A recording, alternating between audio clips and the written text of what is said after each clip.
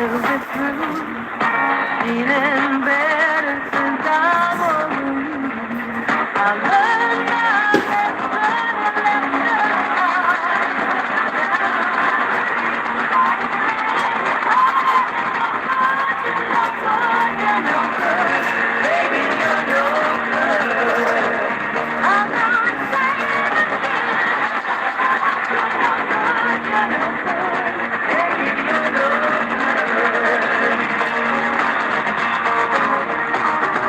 broke the heart, gentle and true. Well, I broke the heart over someone like you. Oh,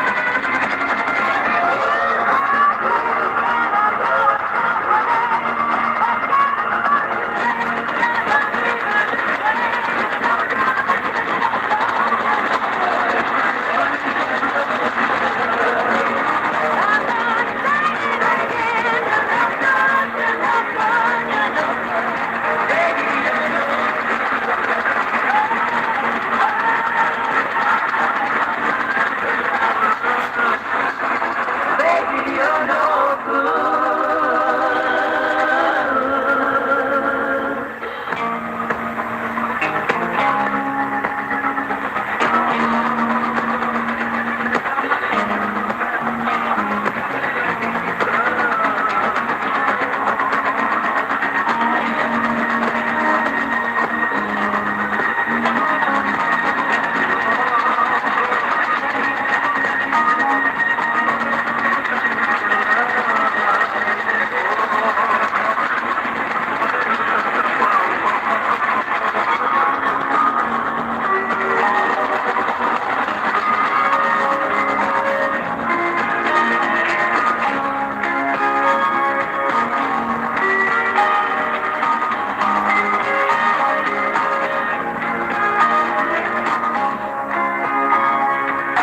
Playing the greatest hits of all time, this is the TOC. True oldies live here. 100.7 FM and 1690 AM. WPTX.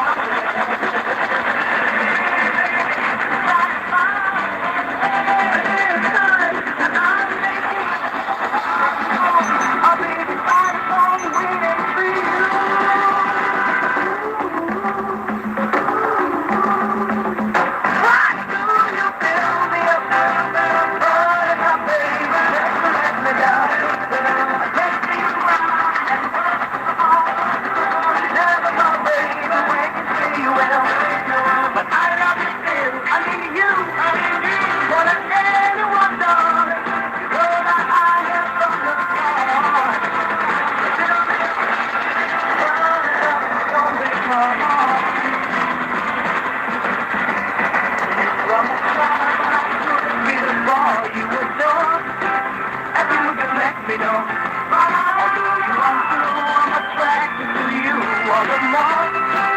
Why do I need you so? Baby, baby, try to find a little time. I'll be right upon you in the place.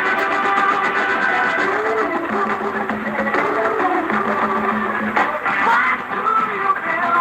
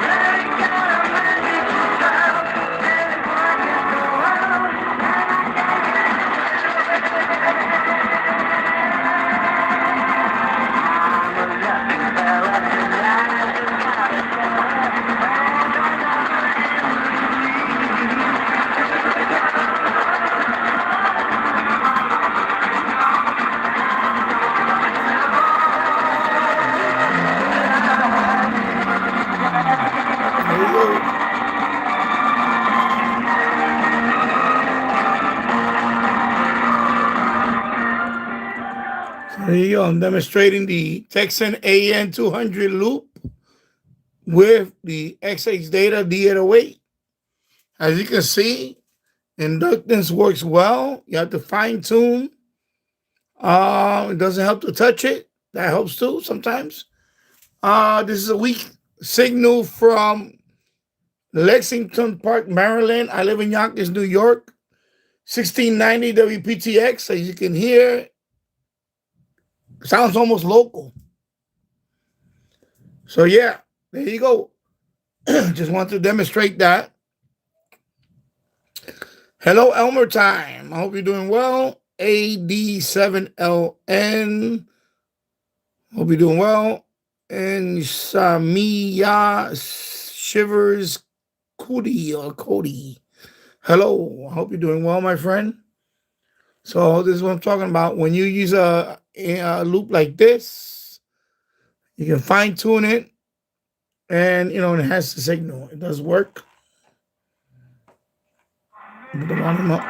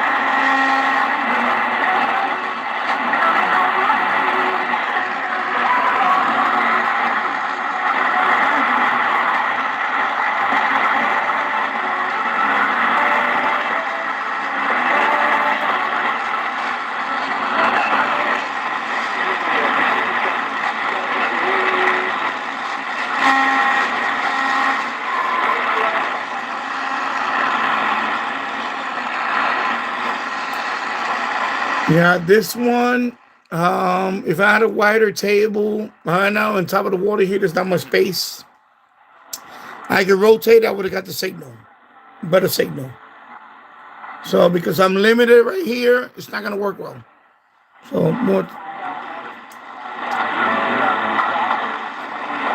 And this one is 1610 out of Toronto, CHHA.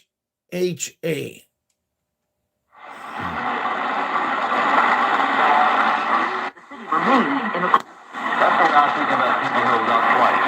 Some of them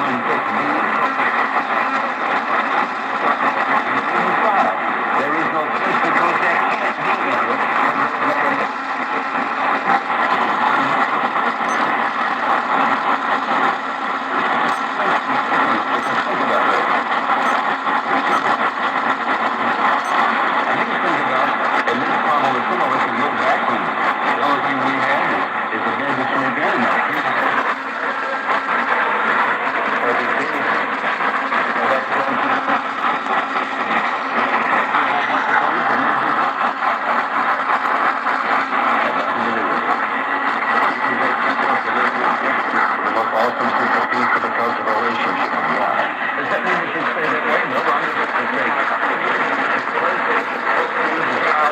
And all the rest, that doesn't make a person happy. It doesn't give them any peace. There's one story.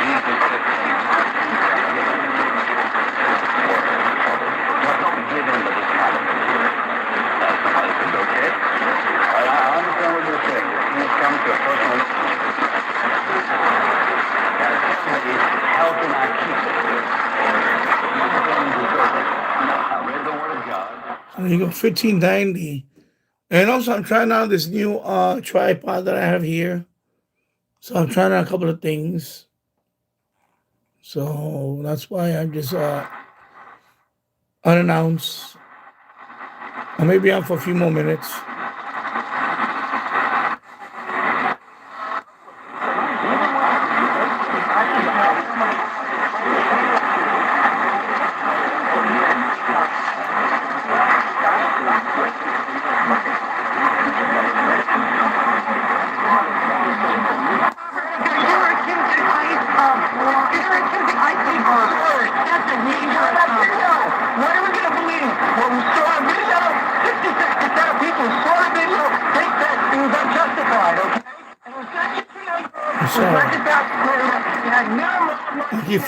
I keep forgetting the volumes on this side. A-Spen 597. Are you using the water boiler piping as antenna enhancer? No. But it could be. I mean, this area of the boiler room, I can tune the radio. And then I have to go to the other side of the boiler room to hear basically the same thing. Other parts of the boiler room is very noisy. So maybe there is some connection to the boiler piping. It is copper tubing and all that. But I don't think it's that. I think it's just the, I'm going to say the area of the boiler room. I mean, it could be. It could be that too. It might be. So. Quote at ethos.com/play. That's ethos.com/play. Paid spokesperson. Time spent on application may vary. Online health questions required. This President's Day, Pure Talk is honoring Jackson and Lincoln by offering unlimited talk, text, and plenty of data for just $25 a month. Meanwhile, Big Wireless is honoring Benjamin Franklin by charging families hundreds of dollars for the same this is Buffalo, New York. The Bet 1520, as you can hear, it sounds pretty cool. Basically local right now. And keeps all their customers served. And I'm located in Yonkers, New York. That's important. Right outside USA. Right outside New York City. Sorry. Without the inflated price. So sounds very local to me right now. Switch to Pure Talk for a Jackson and a Lincoln. I mean, it could be. No hidden fees. It could be, water heater too might enhance it. Who knows? Your first month when you switch. But I do like the spot of the boiler room. For an American wireless company that is truly. So, it may be that too. Good morning. I love that you're home from college. I've missed you. Still taking your Nature-Made vitamins? Every day. A multivitamin and a probiotic. You better be taking yours. Still looking out for me, Mom. I'll never stop. Basic care for you every day. Nature Made, the #1 pharmacist recommended vitamin and supplement brand. Find us in the vitamin aisle, based on a survey of pharmacists who recommend branded vitamins and supplements. When your car is making a strange noise, no matter what it is, you can't just pretend it's not happening. That's an interesting sound. It's like your mental health. If you're struggling and feeling overwhelmed, it's important to do something about it. It can be as simple as talking to someone in your community, or just taking a deep, calming breath when you need it. For mental health resources, check out loveyourmindtoday.org. At loveyourmindtoday.org, you'll find information that will help you get through a tough time. Things like tips for dealing with stress, how to navigate difficulties like financial worries, anger, substance use, and more. You can also find real stories of how people navigated their own mental health challenges. Because once you start to address the problem, you can go so much further. Visit loveyourmindtoday.org. That's loveyourmindtoday.org. Brought to you by the Huntsman Mental Health Institute and the Ad Council. This is Dr. Riyadh from DPR Dentistry. More men than ever are worried about their smile and their appearance. With Invisalign, your teeth will look amazing and stay healthier. Hey Buffalo, it's Doug Worthington, former pro football player and proud Buffalo native. To get the smile I've always wanted, I took the trip from Columbus, Ohio to DPR Dentistry for Invisalign. And let me tell you, it's a game changer. Dr. Riyadh and her squad at DPR Dentistry, they're like the MVPs of dental care. High tech and top notch. If you want a smile that turns heads, call DPR Dentistry and score yourself a dynamic smile. That's DPR Dentistry, where smiles are made legendary. Thanks, Doug. Well-aligned teeth and a healthy mouth help prevent heart problems, gum disease, fractures, chipping, teeth sensitivity, and even TMJ. The best part is, most insurances will cover part of the cost of Invisalign. So give us a call. Ace Man 597. I'm just gonna call you Ace Man because you're the only Ace guy in here. Last night I tried my DX394. Nice radio. That's a very good radio. Classic radio right there. On external antenna, I didn't get half of this. Yeah, well, I'm using the Texan AN200, and of course, the inside of this radio, there is a ferrite, so I'm doing it by inductance. And I just tune right here in the knob. You put the frequency first, and then you tune the knob, and you try to lock it in. In some cases, you might have to put it on you might have to rotate it. On the other tape, I have a Lazy Susan.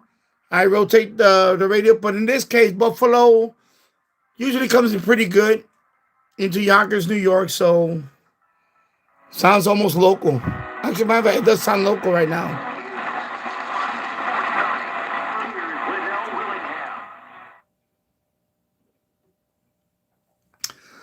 Jason Bender, hello, AIM. Shortwave radio, thing of the past. A lot of radio stations are going to the internet radio. Germany's now internet.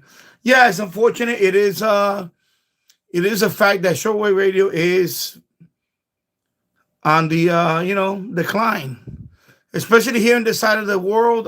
Here in North America, we only have a handful of stations, and it's not much to listen to on this side. So I agree with you, Jason. It's unfortunate, but it is on the way out. So, yeah, it is unfortunate. And, yeah, a lot of it is going to internet radio and so on. I totally agree. Well, I guess I'm right. I'm going to tell you I got something right. I sat here on this program last night and I told you all this NBA deadline was going to get active. And boy, has it been active, it's been unchy. Whatever adjective you want to use, things are happening when it comes to the NBA trade deadline. James Harden moved to the Cleveland Cavaliers. As we just told you, Jaren Jackson Jr. traded to Utah, marking the end of an era there. The Boston Celtics gearing up for their second half run by acquiring Nikola Vucevic. And if you've watched the Celtics this year, probably the biggest overachiever in the NBA this year for the Boston Celtics. I know it's a little early to start talking about MVPs and having that conversation. But the way that Jaylen Brown has played this year, you can't tell me there are many guys out there in the association that have a better MVP resume than Jaylen Brown. Doing this all without Jason Tatum, the man that folks would tell you is the best player on the team. The Boston Celtics, minus Jason Tatum, the 3 seed right now in the Eastern Conference, tied with the Knicks for the second best record in the conference. They're both 5.5 games behind the 1 seed Detroit Pistons. And Jaylen Brown's got a legitimate MVP case on his Maybe I'll see it fading away now. Anyway, let me move down. Manufacturers, or what are you finding is making it so that so many of them are at that starting level now? Yeah, again, that is the WFED out of Washington, D.C. sticker price. That's what people are paying for vehicles. So it does include the people who want everything on a vehicle. So you've got 2 groups of buyers. You've got the people who want everything and are willing to pay for it, and also the people who are looking for a bargain just to try to make that monthly payment stretch a little bit further. This Consumer Report study is more for the people who are looking to stretch their monthly payment than the people who want all the bells and whistles. Any surprises to you on this list in terms of vehicles that jumped into the top 10 that may not have been there in the past, or certain brands that have started to look better than others? Yeah, what surprised me is one vehicle that is a perennial leader is a Tesla Model Y that leads in the EV category. They've led pretty much every year, and I thought maybe they would have some competition this year because there are so many new EVs on the market. But apparently this Tesla is pretty rock solid. One of the best-selling vehicles in the world. Jeff, they're making its Consumer Reports in its ranking, and are Americans actually embracing more a hybrid vehicle instead of just going straight to an EV these days? I think we're seeing that in the sales figures. Some of the early sales figures that came out for January showed that January was a great month for hybrid sales. Let's face it, hybrids have been around for a quarter century now. They're no longer anything new. They're pretty mainstream. So people look at a vehicle and go, wow, I can get this kind of fuel economy? I'm going to choose that. Okay, let me put you to the test here, Jeff, of these top 10 picks. And you could pick any one of these cars, and money was not an object. Which car would you take? Well, you know, money is an object with these vehicles. The Ford Maverick is a great bargain. The F-150 is fun, but honestly, personally, I'd probably choose a Toyota Grand Highlander, which is mid-size SUV. That's a beautiful vehicle, and that does tend to be a little bit pricier. In fact, if I can be honest with you, we considered that for our family car and ended up buying something else because it was kind of pricey, but it's a great vehicle. WWJ Auto Reporter Jeff Gilbert talking new stuff, new rides with Ann and Sean on WTOP. It's 11:48. Traffic and weather on the 8th to Robert Workman first in the WTOP Traffic Center Tuesday evening. Dean, we're still keeping an eye on this tractor-trailer crash. It's been there for a while on the... WFED, a.k.a. WTOP, out of Washington, D.C. Brought in the big crane to try and get it back up onto at least the shoulder, and the process is underway. Coming to Yonkers, New York, USA. Lanes are going to be blocked, though, as you come down from the lane divide over to the far left to continue down towards the Beltway. The ramp to Democracy Boulevard, though, still open. It's going to be slow because there's stuff to see there.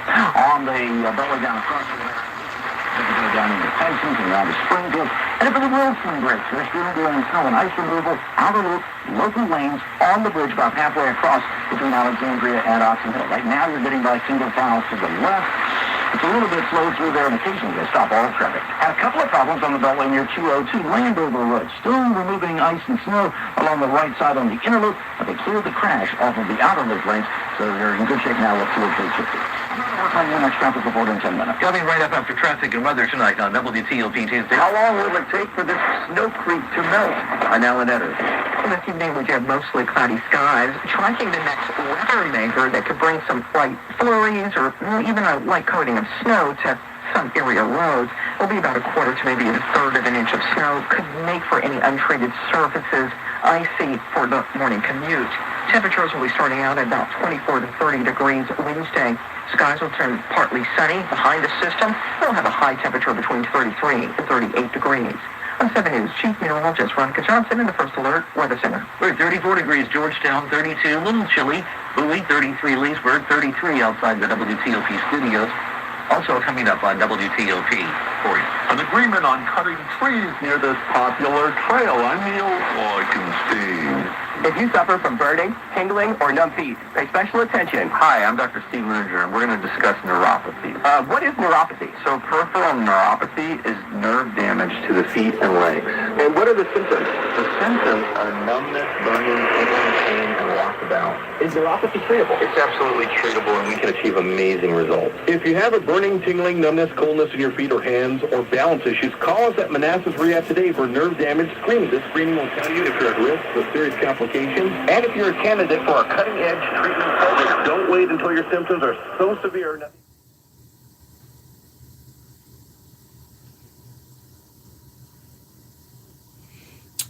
Put the light on. This one, I like this one because it has the light on. 605-6473 for your There you free go. nerve damage screening. Be among Kudos the and first callers and get DX286. this important screening for free. One of the best 571-605-6473. portable radios out there right now. 571-605-6473. Bar none. 6473. For FM DXC, medium wave DXC, and shortwave listening. This is the story of the one. It's radio right here. It's radio right here. Gotta get that radio right there. And having the right safety gear is having it there when you need it.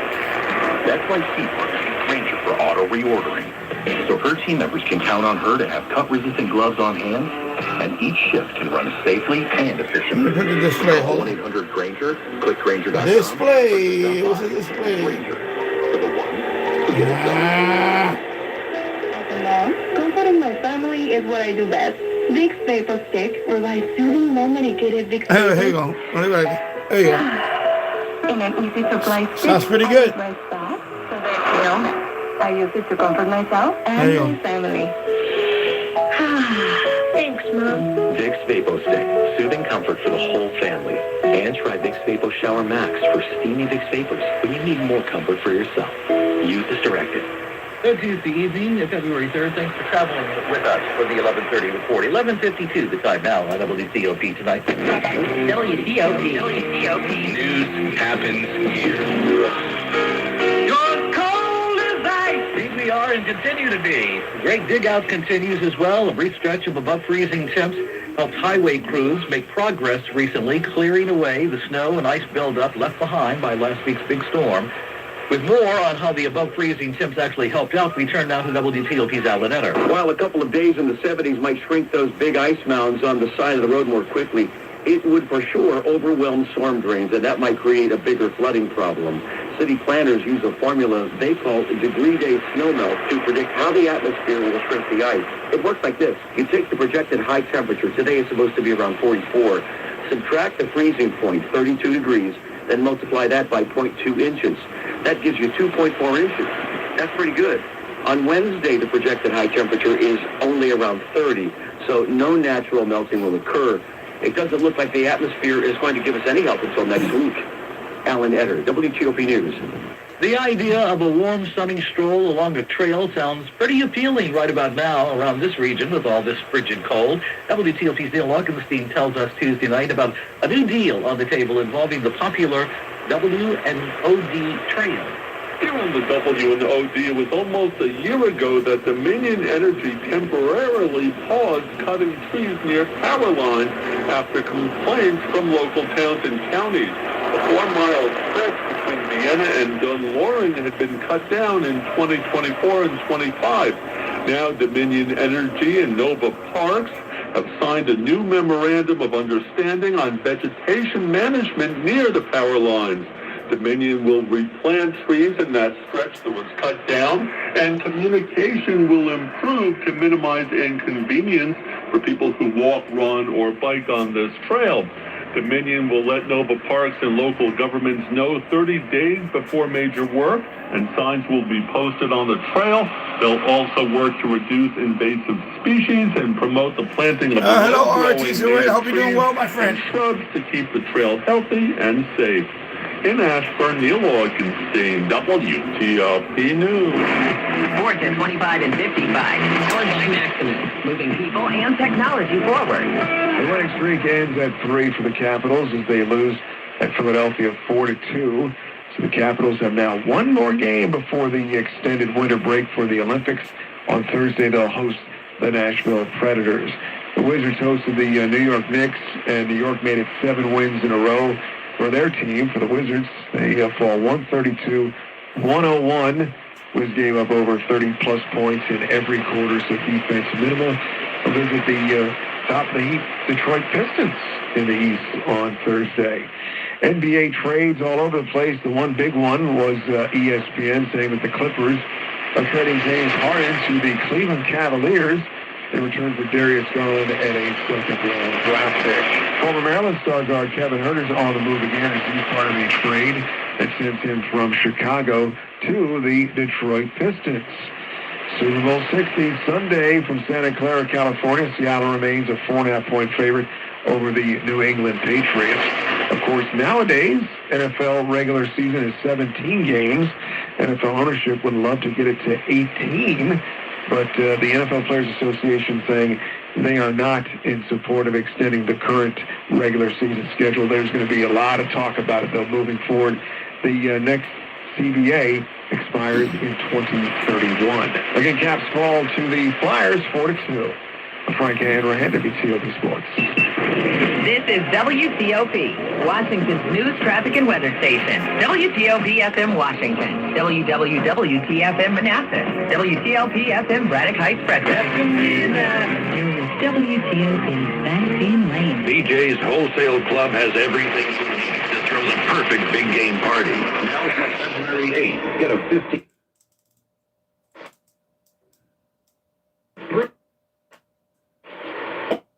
Somebody's talking. Promises, hopes, pretty words. But talk is cheap. Love isn't proven with talk. It's proven with action, with something real, something that lasts. Hi, this is Andy Moquin, owner of Andrews Jewelers. We craft proof. Proof of love. Proof of commitment. Proof that what you say means something. At Andrews Jewelers, we believe love deserves more than promises. It deserves craftsmanship, originality, and a ring made for one person and one story. In our design studio, we don't sell cookie-cutter engagement. Very good radio right here. We design the one that proves you For weather radio, all around weather radio. This is the radio that you get right here. Of her reaction. XH Data D608. Make it yours too. Short wave, talk is cheap. medium wave, long Your wave, ring design experience FM, at AndrewsJewelers.com or visit our Weatherman, on Transit Road in Williamsville. all around today. a great weather radio right here. And of course, you can hear some good medium wave DXer. To them, they actually So, become a Emergency radio, this is one of the greatest radios right here I can recommend right now. This radio right here. Mitsubishi electric train ductless heating and cooling system. It comes in colors, it comes in designs, it One has of the fly best mounts, they can be emergency split radios into- ever There's so made. many options now that it's just endless. For new homes that we put these systems into. Of course, you got your flashlight. Air conditioning, attached to a furnace any longer. There's no You got your lamp. You could have You got a solar panel right there. You could control bedrooms separately than you're controlling a living room or a dining room or a kitchen. Got your flashlight. You could definitely have a cooler and a warmer living room. You got your SOS. There you go. It's a great all-around radio right here, and it's a medium wave DXer. Across America head to class. There you go, Buffalo, New York. Supply, they absolutely Coming in cannot strong. do without nutritious food. Yet right Highly now, recommend this radio. Put in your emergency bag. Kids are living On your with emergency hunger, kit. making it harder to learn, to play, Spread to radio. dream. This is something we can't ignore. But there is an answer. When kids get healthy meals, Actually, that they is have D608. greater focus, more energy, and higher grades. Kids like Ariella, who dreams of being a teacher and whose hard-working parents struggle to make ends meet. Or And you got a hand Victoria crank. and Andre, whose mom wants nothing more. Also got a hand crank in the bag, as you can see. Who knows they can Got the hand crank. just a little extra. Got the USB charger. If you want to charge your cell phone on emergency, there it is right there. So this radio is one of the best emergency radios ever made right here. WKB Buffalo. There you go. Live on the free Odyssey app and Odyssey Sports Station.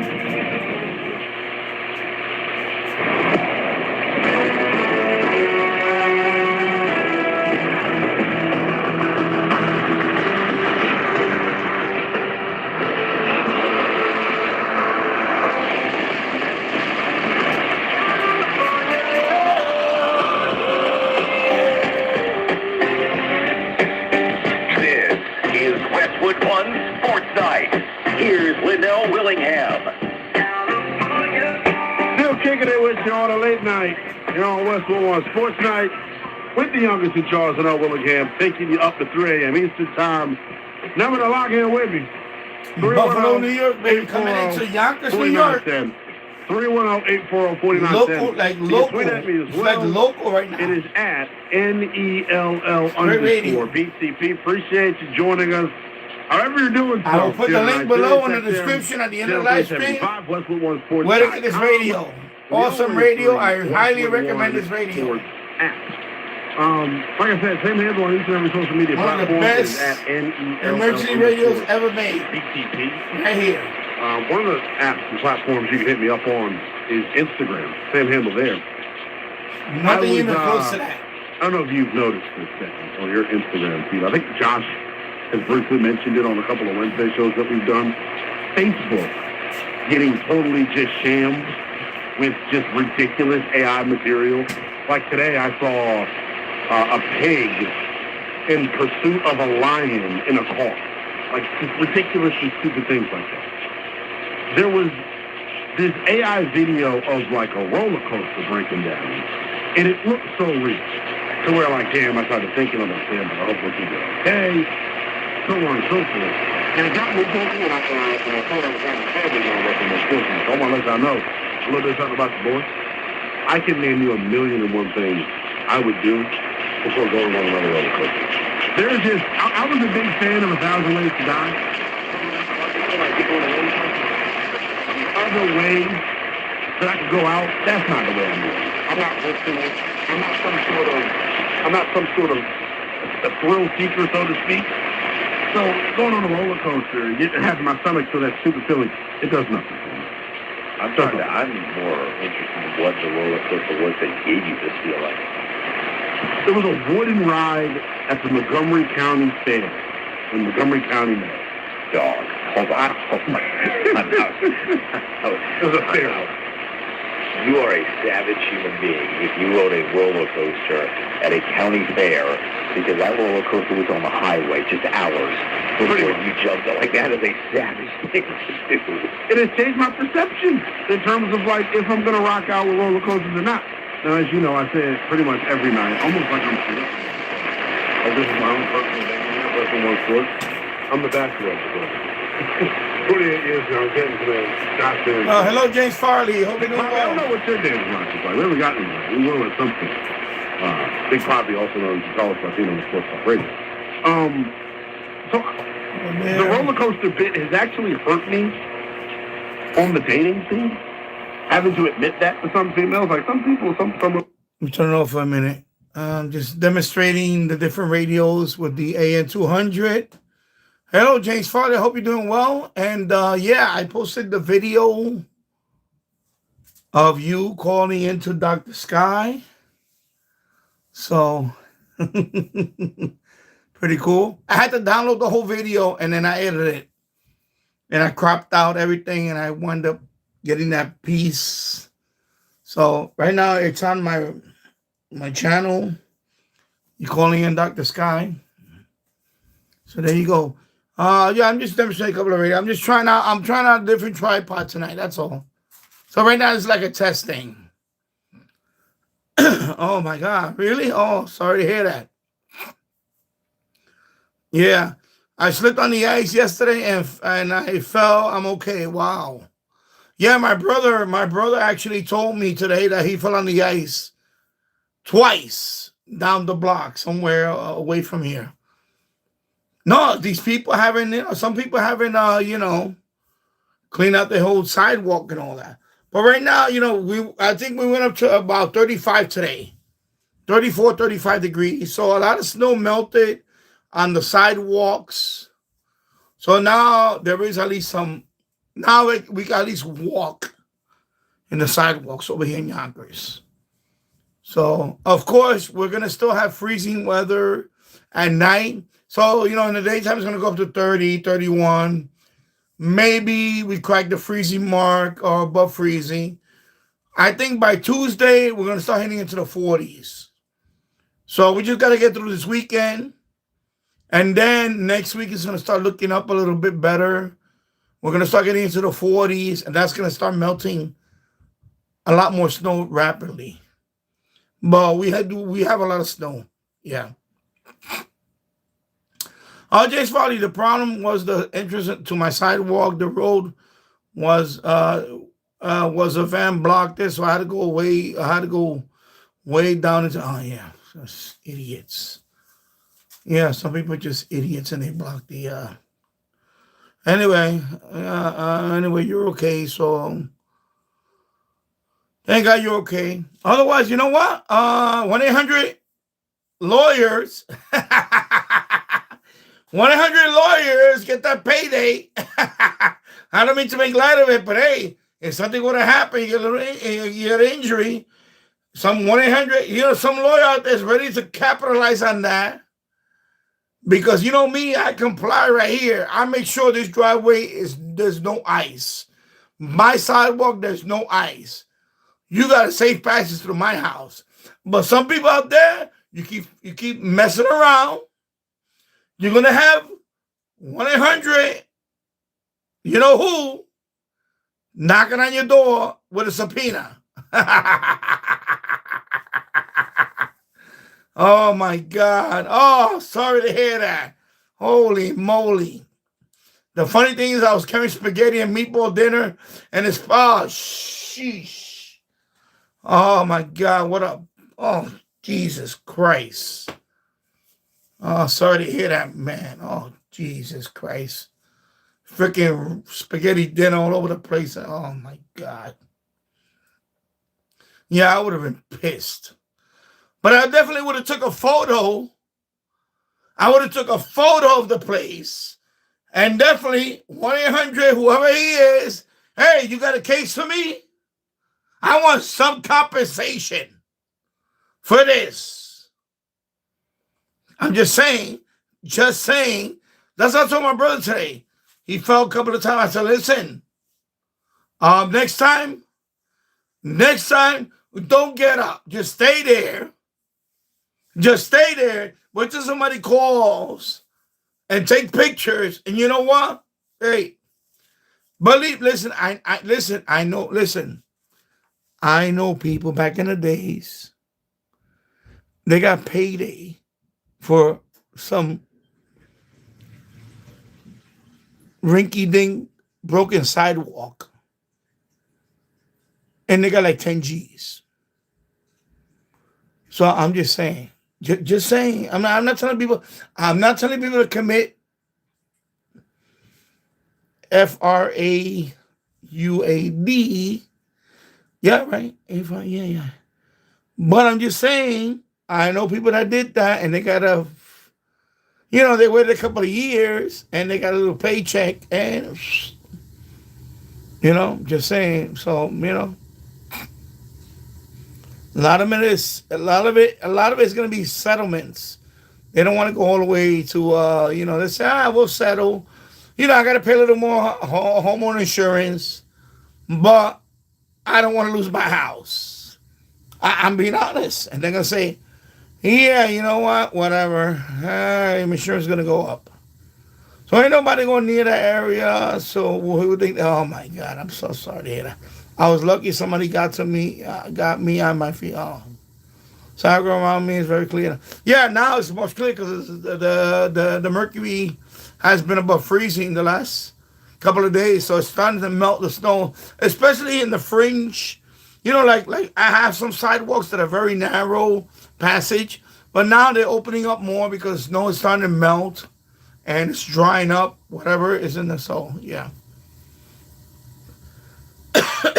James Foley, the thing is, my leg, excuse me, sorry.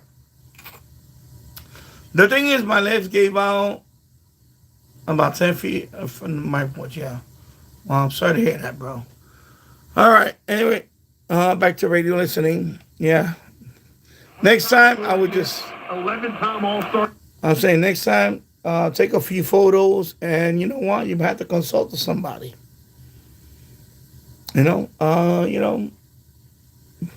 That's me. The day I haven't fell in years, but the day that I fall, I will be taking pictures. You better believe I'm going to talk to somebody. Hey, why not? I'll leave it at I that. think it was Jets or the caller before. That was the Heat fan alluded to it. One more thing about Trying to that. win the bid. One more thing about that. Because I take, my house, I'm out there hustling. I shovel everything. I clear the path. I salt it. I make sure that my path, there is no shadow of a doubt. There's no way you can slip in front of my house unless you're a moron. unless you're faking it. That's the only way. My sidewalk is one of the few sidewalks in the whole block. They look at it and say, wow, this guy really did. Because I shovel, and then even the last remnants, I have a wide broom, broom, and I sweep off the last little coating, and then I put salt. So my sidewalk is basically bone dry by the next day. There's no patches of ice anywhere. That's how thorough I am. Okay? So, listen, if I was hurt or something wrong, I couldn't act on it. No, it's not about acting on it. It's that they have to do their due diligence to make sure everything's good. They do a really good job in my apartment complex. Yeah, okay. So that's good that the apartment complex does well. But I'm talking about not your apartment complex. I'm talking about down the block, because and me, it's not my house. Even my next door neighbor's house, they're okay. But there's an area down the block. There's one area down the block that they always don't do anything. They don't do anything. And it turns into ice. It turns into ice. And that's the area that I'm focusing on. I know I do my little penguin. I do my little penguin walk through there. But the day I fall on that spot and get hurt, oh yeah, you better believe I'm taking snapshots.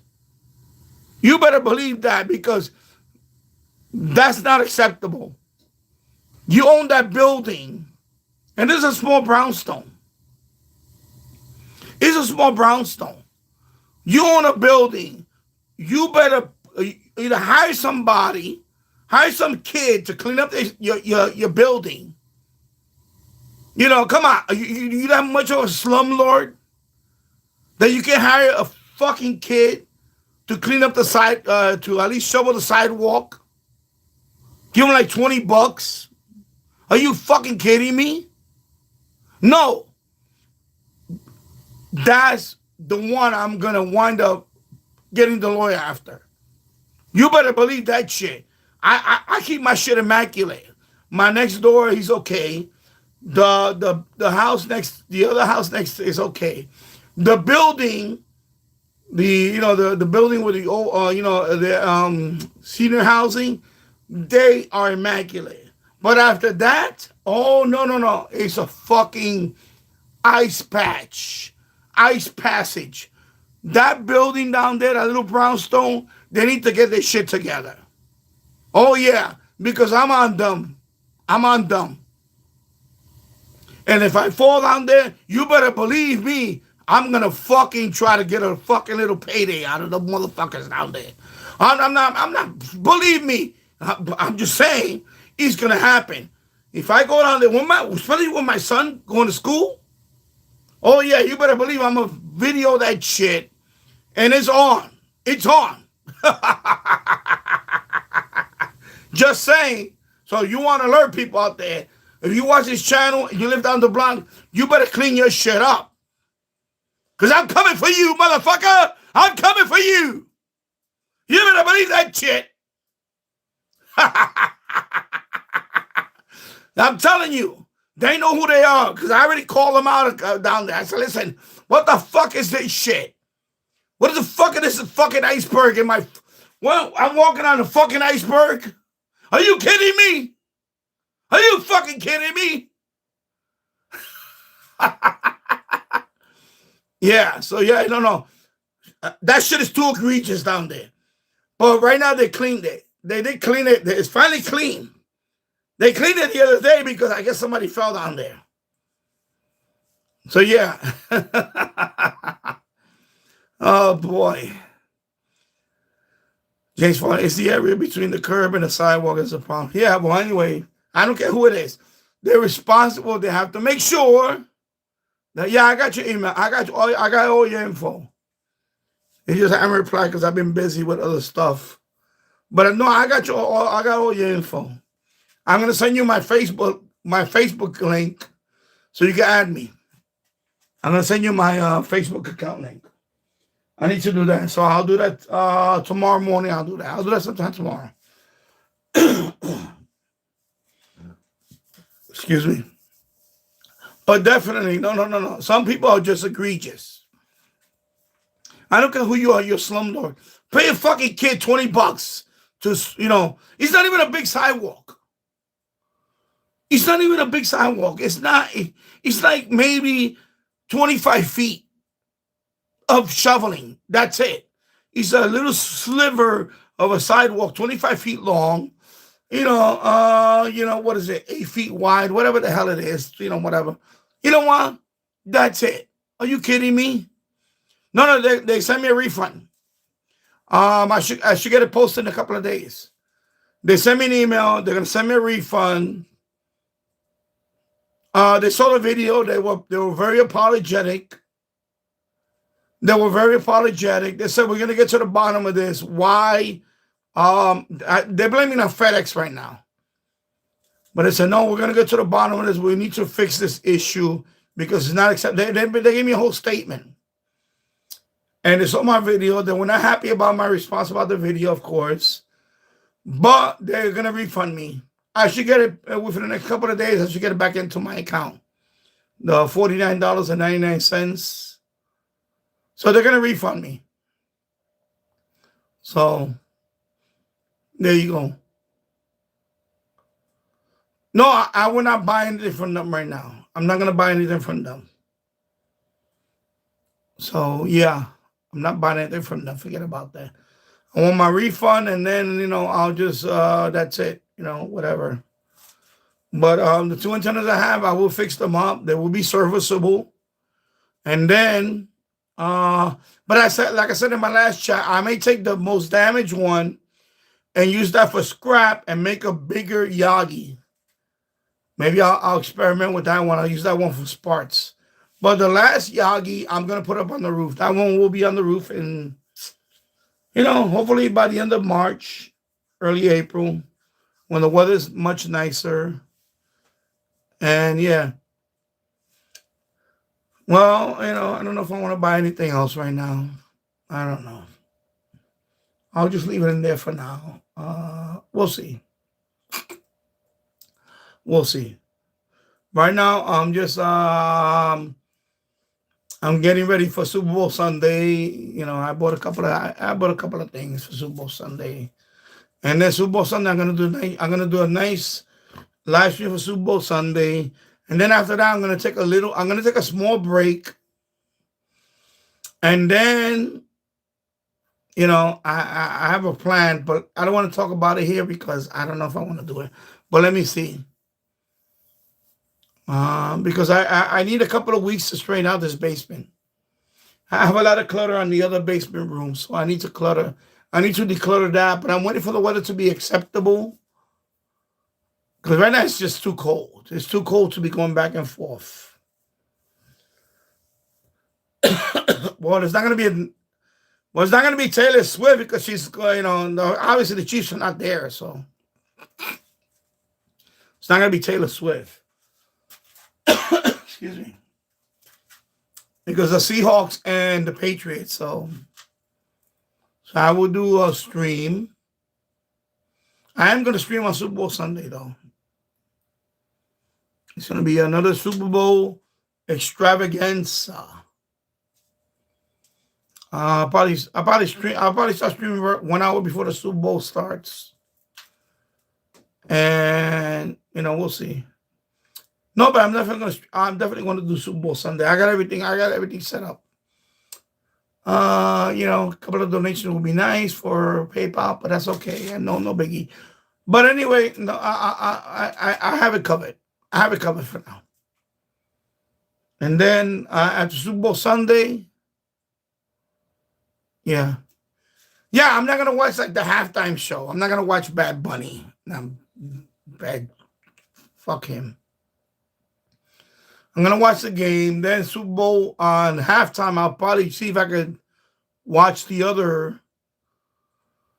GP USA is doing. Turning Point USA is doing a halftime show.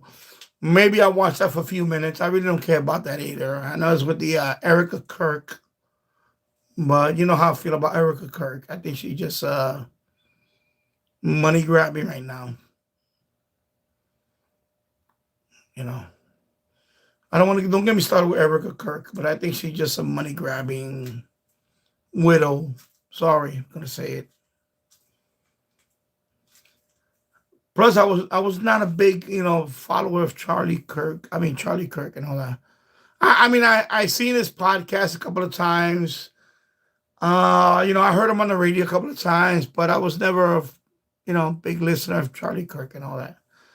But of course, that did suck when he was assassinated. But his wife right now, she's definitely not acting as a grieving widow. I already made my position clear on that.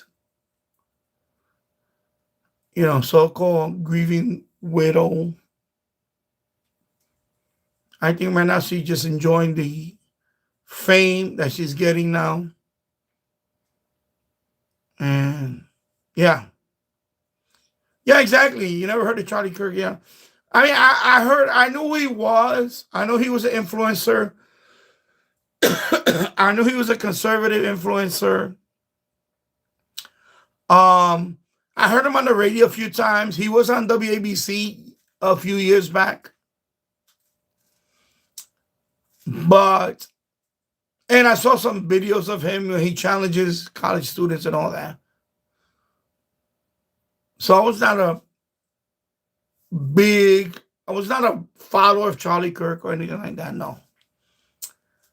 But yeah, the fact that he did get killed, yeah, that is, that is an attack. That is an attack on our, free speech. I have to say it. But the wife right now, she's really on a roll. She's just really, she's not a grieving widow. She's not. She's not acting like that. It's like, she portrays the, I'm crying. But, she's making a lot of money off the, I don't know what happened that they made her like the, we're going to keep his memory alive and we're going to make her the CEO of the company. And she's just raking in millions right now.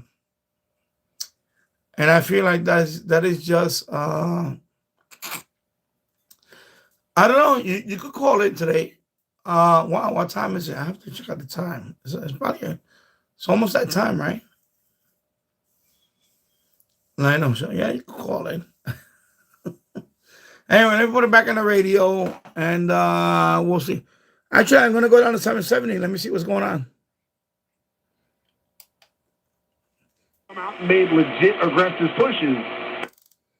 Of course, this radio is not tuned for 10 kilohertz, so that's why you see these oddball numbers. Let me go down to 770. Let me see what's going on. Predator walk.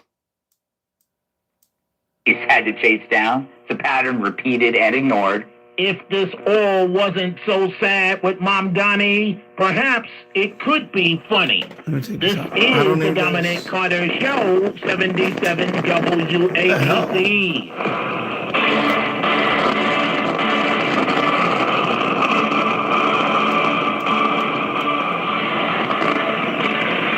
Now, from New York City to the world, it's Dominic Carter.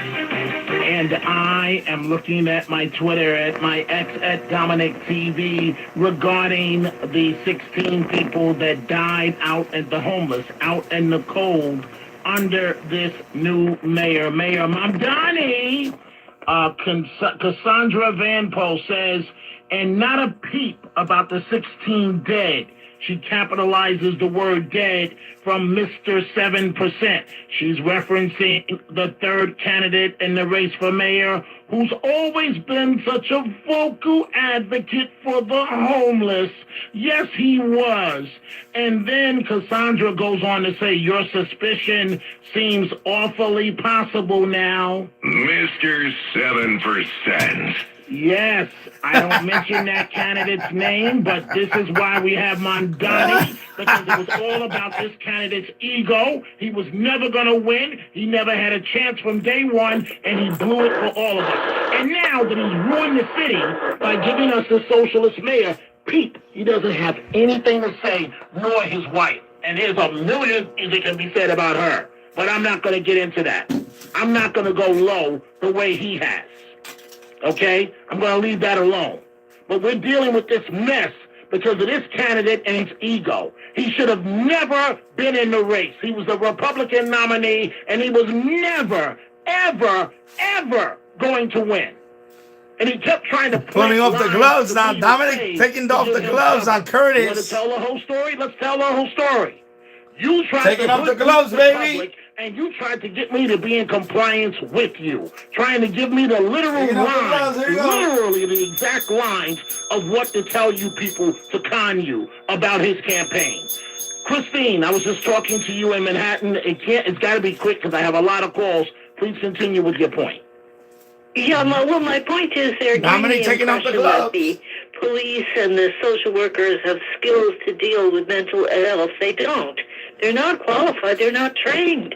The police are very critical in this because they can withdraw. They can. Okay, but Christine, wait. We have to be realistic now. Even a nurse, if somebody starts waving a knife, you got to have a cop. A nurse can't do a darn thing if somebody's waving a knife. Will you concede that? I agree with you. Okay. Let me finish what I'm trying to say. Christine, you're going on way too long. I have too many calls. I'm saying that the cops are needed to subdue, physically hold the patient down while the nurse medicates him. Right. Thank you for the call, Christine. Let's go here. Let's go to William on line 3 in New Jersey. William, what's on your mind? Dominic, thanks for taking my call. Hey, real quick, I'm just so disgusted with these limousine liberals getting up at the Grammys and saying, that we're living on stolen land and all this crap. These people living in castles and they fly in Learjets and eat caviar and go to these tropical vacations and look at me. They're horrific and their music sucks out loud, Dominic. I will never give them a listen. And then the audacity of them to charge the imbeciles that are paying $400 to $1,000 for a ticket and cheering them on while they, spew their political diatribes. They're disgusting. I'm disgusted. I'm completely lost, Dominic. And I'm so glad that I turned that television off. So, quickly, what do you think of Billie Eilish, what she had to say? I thought that was horrific, and I thought that, everybody that supports her should turn their back on her because she made her money here in the United States. Thank you so much for the call, William. I've got to take a break, and we are coming right back to more of your telephone calls. We have a lot more to get to. Greg Kelly here. I don't even know what to call that shit music. Working year-round, delivering hope to children at Christmas time and beyond. In 2024, Toys for Tots provided over 30 million toys to nearly 13 million children in need. Donate now, please. Go to toysfortots.org. Since 1947, Toys for Tots has distributed 708 million toys to 314 million deserving children. You know what the Grammys is now? It's not about talent. It's about how many Spotify plays your song gets. So even if you got no talent, like, Billie Eilish, because one of her famous songs is, she just says, duh, duh, duh. It's just a beat and it, duh. When you can manipulate Spotify to just keep playing your song. That's all it is. It's just the most song plays or the most, listened to. That's all it is. It's not about talent. So people don't get it twisted. The Grammys is not about talent. It's about how viral your stupid song is on social media like YouTube or Spotify. That's the metric now. Okay, so they just, let's not beat around the bush. Let's not fucking kid ourselves. That's what it's all about now. All right? There you go. Booyah. Listen to these mini-casts and more. Download the 77 WABC mini-cast. Everything you need to know in 10 minutes or less. Here's what's trending on WABCRadio.com. California's Attorney General is investigating X after its AI chatbot, Grok, started creating sexualized deepfake images. The chatbot was found to be complying with user requests to generate nude images of real adults, and in some cases, children. That's what's trending on WABCRadio.com. I'm Lisa Ritchie, 77 WABC News.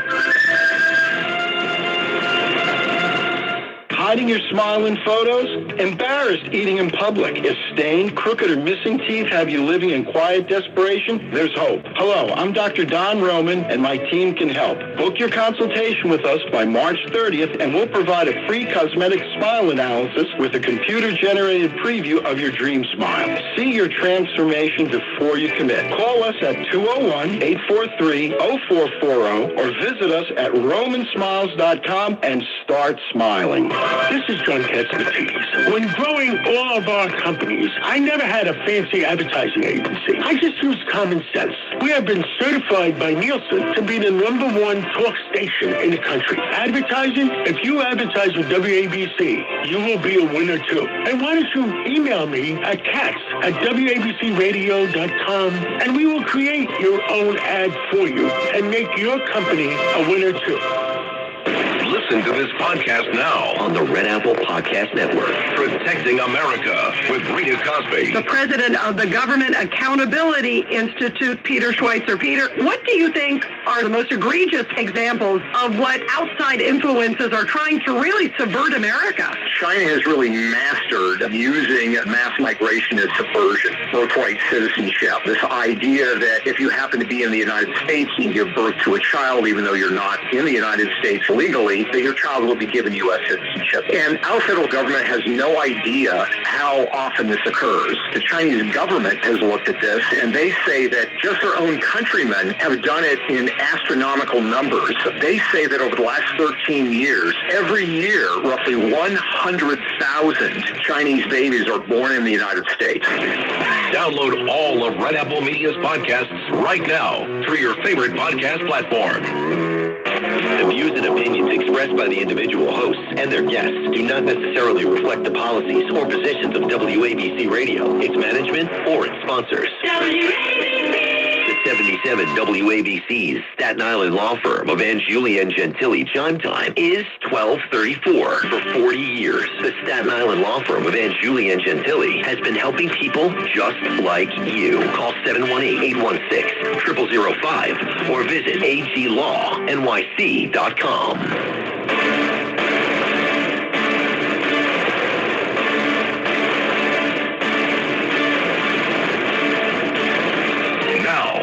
From New York City to the world, it's Dominic Carter.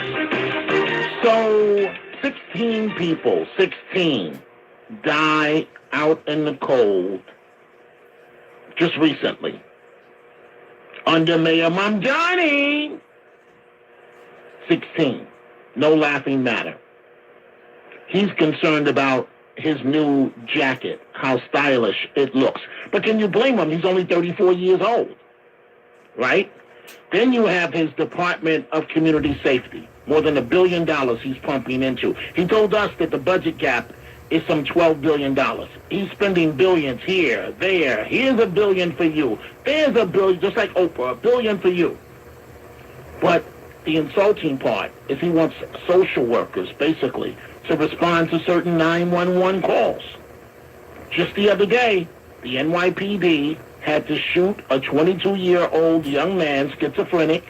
The call went out by the family to 911 that he's throwing glass up against the wall.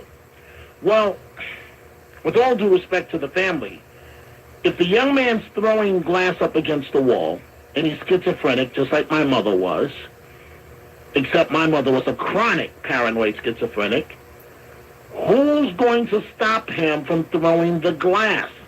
Not EMS, not the social workers. Who's going to stop him? Who's going to calm him down? Obviously, mommy can't do it because you found the need to call 911. It has to be the NYPD. No matter what city you're in, it has to be law enforcement. Just tragically, in this case, the young man picks up a knife, apparently, and the police were forced to shoot him. And the mayor runs to the hospital to visit the young man and the young man's family. Something's terribly wrong with this script. And so what is the mayor busy doing his time with? Oh, he loves his social media. In this case, reaching out to the Haitian American community. To Haitian New Yorkers across the 5 boroughs. If you have temporary protected status, you've been forced to live in limbo for the last year.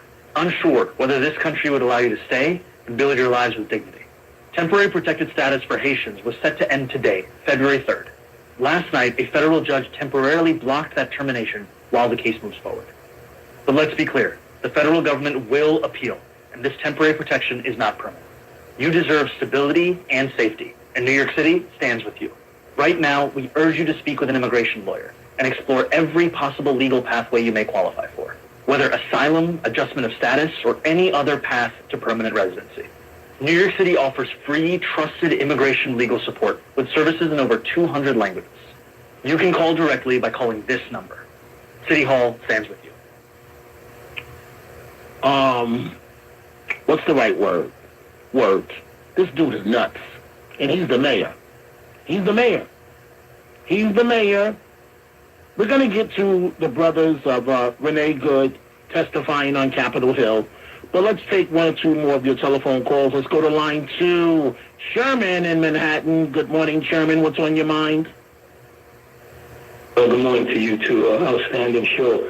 I refer to this Mr. Curtis as the guy in the red beret now, to add a little more insult to him. You know, it was so absurd that this guy thought he can win. But yes, of course, I believe his wife was gassing him up. You know, I heard this guy, it's a fact, on the air one time, Curtis, saying that he did not know his own wife's age.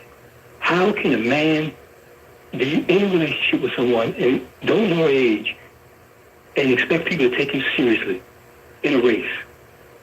This is a fact that I heard him say that on the air. And I want to go further. You know, Mayor Mamdani, he's a slick guy. I believe, it's my opinion, that he might have spoken to Curtis and told Curtis, give me some time, I can get you in there, I can get you something. Curtis is an egomaniac, okay? He's an egomaniac.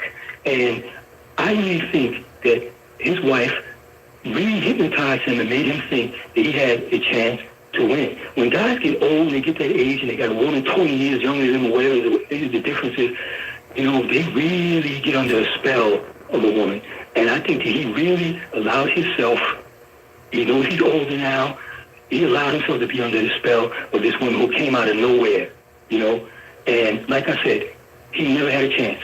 And if his wife is so intelligent, how can an intelligent woman allow her husband to F his life up like that? Well, Sherman, you gave me a mouthful there. All I can tell you is that it's tragic in terms of what happened with that candidate. But it's more tragic that we're stuck with the results of that. That candidate knew he couldn't win because I told him directly to his face, stop wasting my time. I cannot endorse you publicly because you can't win. And it was at that point that he started giving me, he wants to talk garbage, so let's put it all out there. He started literally giving me lies that he wanted me to say to you folks on the radio to indicate that he could win. Straight up con man. It's as simple as that. It's a shame. It's an utter shame that he wasted a 30-year career in broadcasting all down the drain. You had the President of the United States telling him, don't do this, get out. Oh, no, you're not going to listen. You had the owner of this network tell him, get out, please. He could have been the king of New York. He could have got everything he wanted and been seen as the hero if he had just dropped out of the race. But his ego wouldn't let him. And we're to blame because every 4 years we got on this bandwagon that he could win. Sherman, and I'm going to close on this note, you had a better chance of being elected mayor of New York City than that third candidate did. All he did was split the opposition vote. He's got the nuts that back him. Oh, no, he still, Mamdani still would have won. No, he wouldn't have. You don't know what you're talking about. And so what does this person do? He runs up to Yale University and all these places, doing all of these marginal things now because he's completely irrelevant in the process. Sherman, thank you for the great call. Before I get to the brothers of Renee Good testifying, the woman that was fatally shot in Minneapolis, testifying on Capitol Hill, let's go to Anthony, line 1 in Pittsburgh. Anthony, what's on your mind? Yeah, that was a good episode with Peter King talking about the Super Bowl this afternoon. And I haven't watched in probably 10 or 12 years. There were like two things that turned me off. One was when Johnny Unitas died and some of the quarterbacks wanted to wear black high tops in his honor, and the Stalinists at the league said "Niet." And the second one was the Rams were still in St. Louis at the time when the Michael Brown incident occurred. They were on Monday Night Football, and during player introductions, what did they do? Rams players came running out with their hands up. I don't want to see that nonsense at football games. Okay, so what are you going to do at the Super Bowl? Well, I'll watch. I haven't watched. I've only been to watched one Super Bowl, and that's because the neighbor had a party. Well, I wasn't. Okay, so you weren't going to watch anyway. I got a lot of calls, Anthony. So you weren't going to watch anyway. Nope. Okay, and so what do you think of the halftime show? Bad Bunny.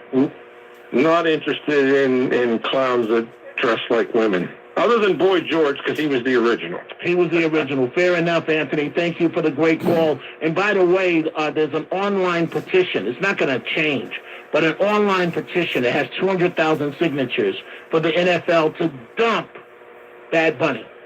Now, he's a world star. He's got it going on. But all of this transgender, I don't even know if we call it transgender.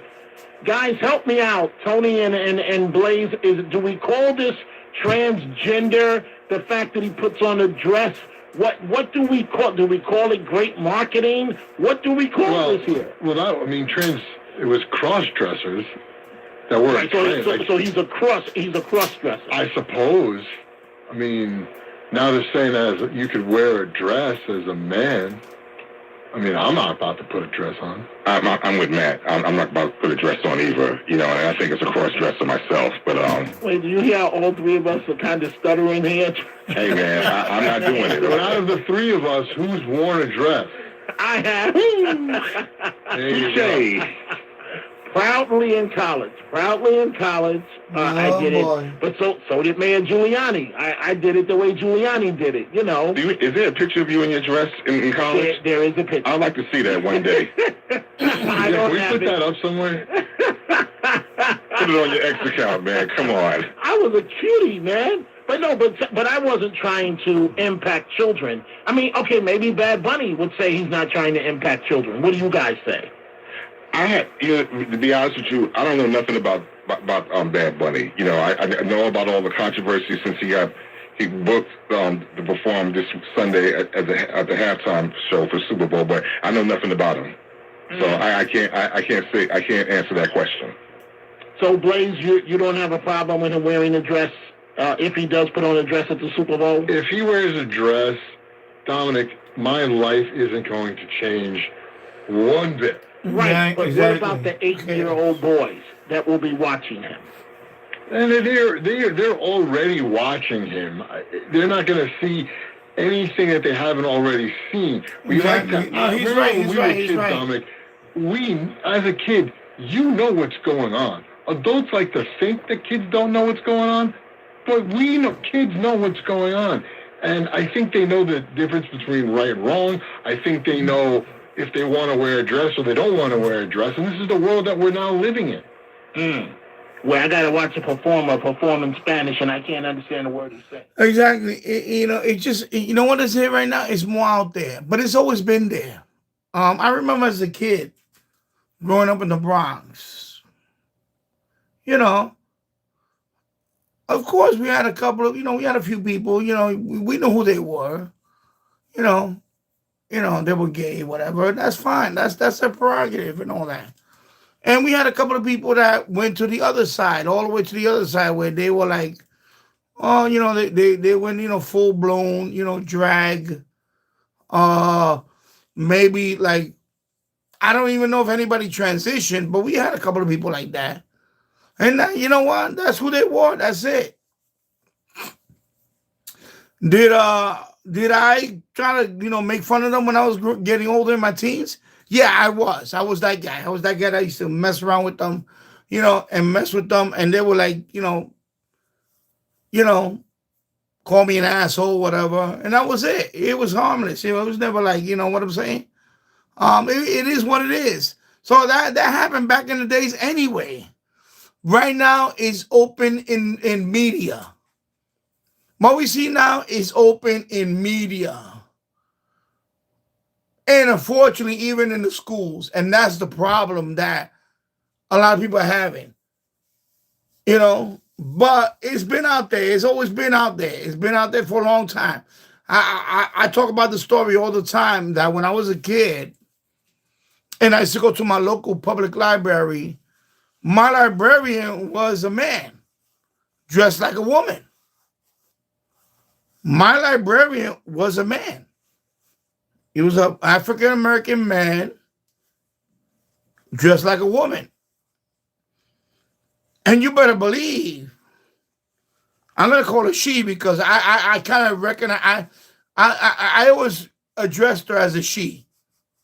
Although I kind of knew that it was a man, but I always addressed her as a she. I had like the courtesy to address her as a she. So I knew, and by the way, she would hit on me. She was extra friendly to me. Ooh, Danny, ooh. Oh, I know you're looking for this book. Let me walk you over here to this. She always tried to hit on me. And I knew that. Even as a 12-year-old boy, junior high school, 13 years old, I knew she was trying to hit on me. I knew that. And you know what? That's fine. And I was like, okay, Even my friends told me, she, she like you, right? I said, yeah, I know that. No, I know that, bro. I know that. Don't get it, I know that. But it is what it is. Nah, she did offer like extracurricular stuff. Oh, let me take you out one day. No. That ain't gonna happen. You help me out with the library, but that's as far as I go. I ain't gonna meet you outside. We're not gonna go hook up. None of that shit was gonna happen. I knew that was not gonna happen because I didn't want it to happen. Hell no. No. That was not gonna happen. I had the awareness that, yeah, this person wants to hook up with me, and no. Because, at that age, I was already into girls. I like girls. I love girls.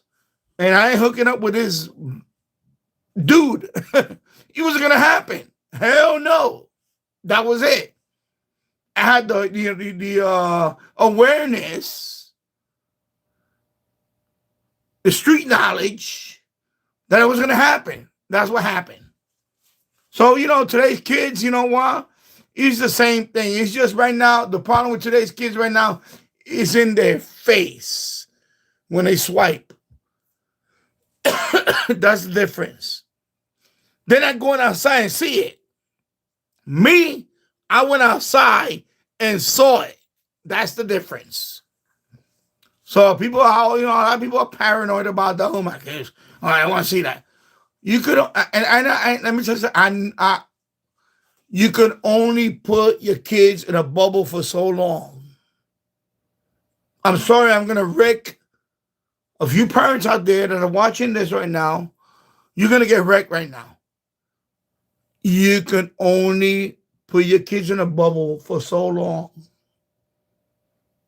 until they see it. They're going to see it. Whether you like it or not, they're going to see it. And my school of thought is I'm going to prepare my kid. I'm going to say, when he sees, oh, yeah, I said, son, this and I tell the same stories I tell you, I tell some of that to my son. Believe it or not, about,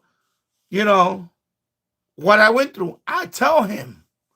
He's 11 years old now. I'm telling him my stories now. You know why? Because he's not going to be in a bubble. He's not in a bubble. He knows what I went through. He even tells my wife, he tells my wife, he say, when he needs advice, he said, I'd rather talk to dad. Because dad been through a lot. He says it like that. He tells my wife that. My wife hates it. She hates it. But I grew up in the South Bronx. I grew up around killers. I grew up around drug dealing. You name it, I grew up around that shit. So when my son tells my wife, I rather listen to him. I rather hear his stories. Because I say like it is. My wife kind of says it. Well, why you said? I said, no, I want my son to know where I grew up from, where I grew up at. I said, there's predators everywhere. And by the way, that's a predator. The librarian, yeah, that was a predator. I'm not gonna sugarcoat it. That was a predator. Okay? A predator. I was only like 12 or 13 years old. Yeah, you better believe I was a predator. But I knew better. I said, no. I ain't going nowhere with you because I know what you want to do. No. You see what I'm saying? That's how we grew up in the Bronx. That's how we grew up in the street. We knew because we were taught from our neighbors, my mother, you don't go in there, no. What are you doing? You're going, no.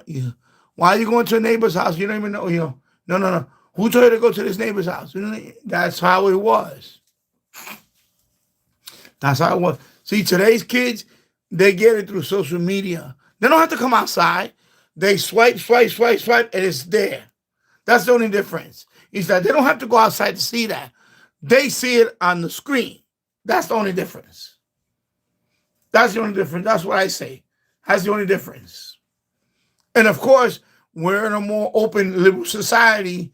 It's going to be all over. Right now, it's on commercials. It's on TV. That's the only difference. It's right there on your screen. That's the only difference. But us old timers, we already knew that. We saw that in the street. That's the difference. All right? So there you go. Booyah! It's Dominic Carter. Now, this audio may be traumatic for dropping some of you nuggets to hear, so I'm warning you now. But dropping knowledge on you guys of the young man that picked up the knife, the paranoid schizophrenic, 22-year-old. The police had to shoot him. Now, remember, they not just got to protect their lives. They've got to protect his mother's life. Anybody that's near this 22-year-old man. And the mayor wants social workers to respond to calls like this. So I want you to listen to this. In the video, you see the young man in the kitchen, and this situation goes tragically bad.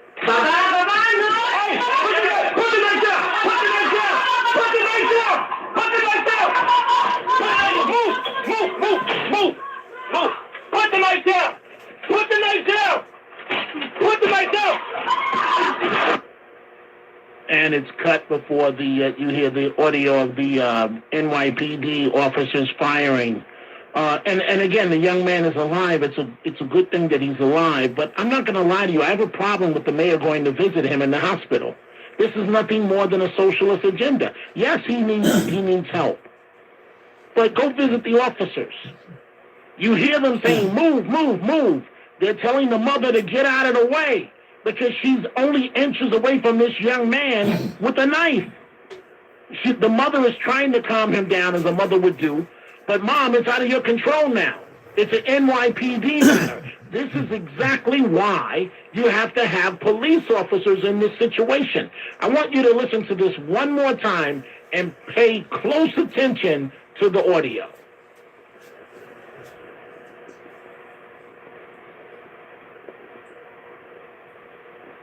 Okay, so we don't have it queued up as of yet, but let me go to Lauren, line 1 in New Jersey. Lauren, what's on your mind? Yeah, maybe the mayor needs to go out on a call like that to see how frenetic and deadly a situation like that is. Exactly, you know all too well what's involved, because it is that kind of mental illness. It is tragic. It's you need to have specialized training, and even then, you many times are at a loss. And I'm telling you, Lauren, I want to give you to say, when I was a little boy, I remember when my mother would have these episodes, she was strong as an ox. Oh, yes. And she might say to me, there are ants on the wall. And because I said, Mommy, there are no ants on the wall, she would viciously attack me in one of her episodes. Yeah. And with the strength of an ox. Go right ahead, Lauren. Yeah, well, you and others who have gone through and go through the situations like that, you have to give yourself a tremendous amount of credit, Dominic, that you got through it and you are who you are. So I'm wondering when Bruce Springsteen, Mr. B.S., is going to write a song about the 16 individuals who froze to death on the streets of New York. When's he going to come out with? When's he going to? And why didn't the mayor go visit the families of those individuals that he let freeze on the streets of New York? Of course. Right, while he's wearing his custom jacket for the cameras. Lauren, you just raised some excellent points there. Thank you very much for the call. The little time that we have left, I want you to hear this one more time. This actually happened just a few days ago. The police had to shoot this young man. Put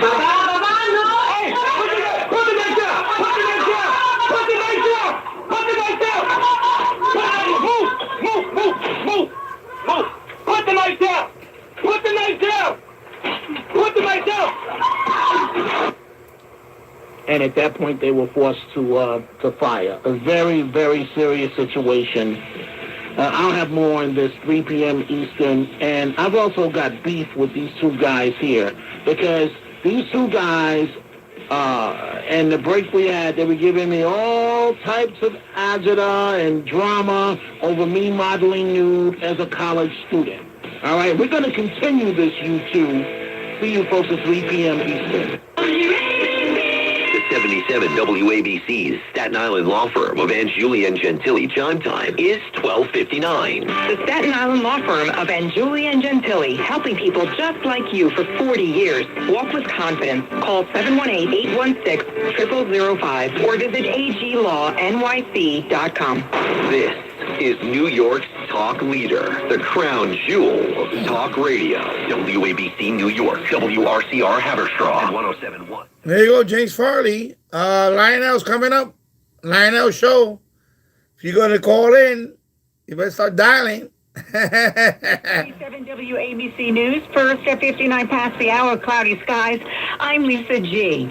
Today's show host Savannah Guthrie's mother was abducted from her southern Arizona home, and her life is in jeopardy.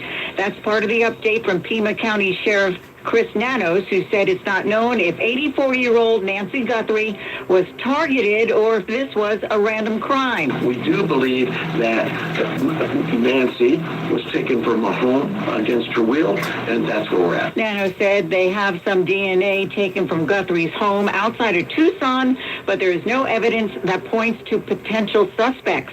Meantime, the White House shared a post on X with an image of the 84-year-old and is asking anyone with information to contact 911. A White House official also confirmed that the West Wing has been in contact with Savannah Guthrie of the Today Show. In other news, New York City continues to recover from the snowstorm that hit over a week ago. Mountains of trash, some 8 feet high, can be seen all over the city. Noam Layden reports. Those garbage bags keep piling up all over the city, and New Yorkers want to know when they'll finally be carted away. This is kind of gross. Empty here in Yonkers. Nobody's picking it up. No recycling, no composting, no Piling up in garbage. some The sanitation streets. department says it's about 24 hours behind schedule due to the snow cleanup job its workers have been doing, but New Yorkers say that's no excuse. More than a day. Sitting here for more than a day. This is like day 4 or 5. Yeah, he might not be dropping the ball on that Sanitation one. workers privately saying that there seems to be confusion about what comes first, the trash or the snow. Noam Layden, WABC News. Down in D.C., President Trump has signed a funding measure that will reopen the government. The bill provides over $1 trillion in government funding, but not for Homeland Security. DHS will operate on a 2-week stopgap bill while lawmakers negotiate reforms to immigration enforcement operations. The White House confirms the U.S. shot down an Iranian drone that approached the USS Abraham Lincoln in the Arabian Sea. Press Secretary Caroline Leavitt says the drone approached the ship in an aggressive manner. She added CENTCOM told her the action was necessary to secure the safety of American personnel. This comes as U.S. and Iranian officials are expected to meet on Friday. President Trump has repeatedly threatened to take military action against Iran recently. Secretary of Defense Pete Hegseth said the U.S. is prepared to take action if Iran won't negotiate over its nuclear program. I'm John Fink. Out on Long Island, a huge drug bust. They confiscated 750 pounds of cocaine. They're calling it one of the largest drug busts in the county's history. It happened in Plainview. 2 men were arrested. The wildfires out in L.A. caused major destruction, and now lawmakers are getting impatient with wildfire insurance companies. Daniel Martindale explains. 16 members of California's Democratic congressional delegation, including Senator Adam Schiff, are demanding 9 insurance companies explain and defend their tough requirements for wildfire victim payouts. Wildfire victims with those insurers must submit itemized receipts before receiving claims payouts, even if their records were destroyed in the fire. This policy has limited, blocked, or delayed payouts for many victims of the January 2025 wildfires in Pacific Palisades and Altadena. More than a year later, 7 in 10 fire victims are still I'm Daniel Martindale. From the world of business, the Walt Disney Company made a big announcement Tuesday morning. They call it the House of the Mouse, the Walt Disney Company, the biggest name in entertainment on the planet, and one-time owners of this radio station. Disney just announced who'll take over as CEO from outgoing and long-time Disney guru Bob Iger. It's the head of Disney's Parks Division, Josh D'Amaro. The Parks Division leads Disney's business these days, altering the tone of the company somewhat away from movies and TV, its traditional core business, towards live experiences such as parks and cruises. D'Amaro will take over March 18th. Key challenges include the decline of cable, the rise of streaming, justifying high prices at those parks while maintaining profitability across all divisions. John Terrett, 77 WABC News. Nearly 80% of adults with hypertension don't have the condition under control. That's according to a new study published in the Journal of the American Medical Association. Researchers at the University of North Carolina specifically looked at people whose blood pressure was lower than 130/80, the threshold for stage 1 hypertension. The goal is to treat people when they're in the elevated range of 121 to 129. A reading of 120/80 is considered normal. Former Seattle Seahawks quarterback Russell Wilson is speaking out regarding his mention in the Epstein files. Michael Kastner reports. Emails released by the U.S. Justice Department Friday night suggest Wilson once considered purchasing one of Jeffrey Epstein's private planes. Wilson took to social media Sunday night writing, quote, "Nope. Absolutely not. Not today, Satan." Wilson added that some random plane broker tried to sell him a plane and that he had no idea whose plane it was and he never bought it. He also says he never met or talked to Epstein. I'm Michael Kastner. From the 77 WABC Weather Center, for the evening and overnight, partly cloudy skies, low 20 degrees. Wind chills will make it feel colder than that. Wednesday, sunshine, high 30 degrees. You see, this media shit is bullshit. Let me tell you something. I'm gonna tell you a story real quick about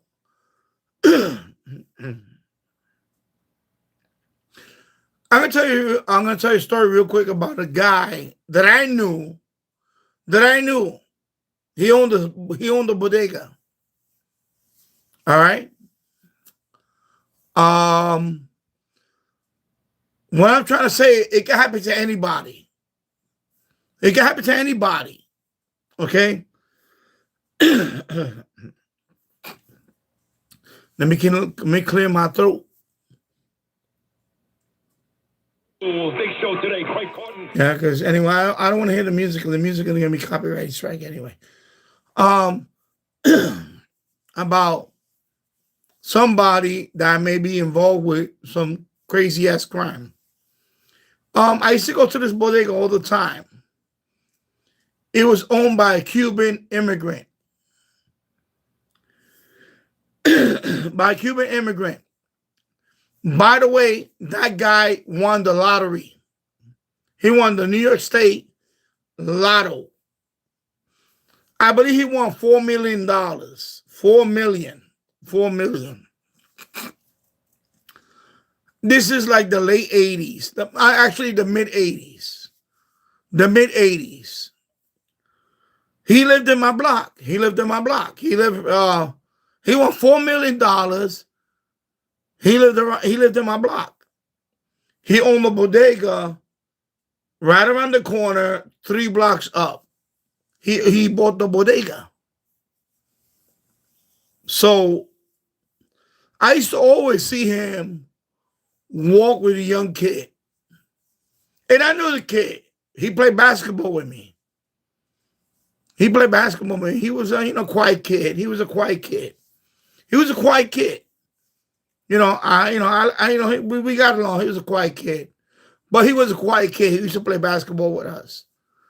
And one day, the news broke that guy molested that kid. That bodega owner molested that kid. I never saw that kid again. He molested him. He tried to, whatever. Of course, they arrested that guy, the Cuban guy. The Cuban, millionaire. They arrested him. The news was all over my block. And, we was like, oh, shit, what the fuck? What happened? And when I said, I think he that guy, what's his name? I don't want to say his name, but, out of respect to the victim and all that stuff. But, we had a nickname for him, playing basketball. He was a good guy, he's a good, I love the kid. He's a good kid. He was a cool kid and all that. But that's all we knew about him. Because he used to always walk with him to the bodega, and he would hang out in the bodega, and he was working for him. He was working for him in the bodega. But when the allegations happened, he molested the kid, whatever, Of course, they arrested the Cuban guy, and of course, the rest is history. I guess he got deported. I don't know what happened to the Cuban man. But the bodega was shut down for a while. Somebody else bought the bodega, and they opened up again with new ownership, whatever. But I never saw the kid again, the victim, which was a shame. But I understood what had happened. Because I don't know if they, by the way, not only they criminally, maybe they sued the guy too. Maybe they sued the guy, I don't know. But I never saw the kid again. You see what I'm saying? That this shit happens. It happens. It happens no matter what. It happens. So I was aware of that, when the news reporters were all over my block. Oh, Cuban immigrant that won the lotto is accused of, whatever.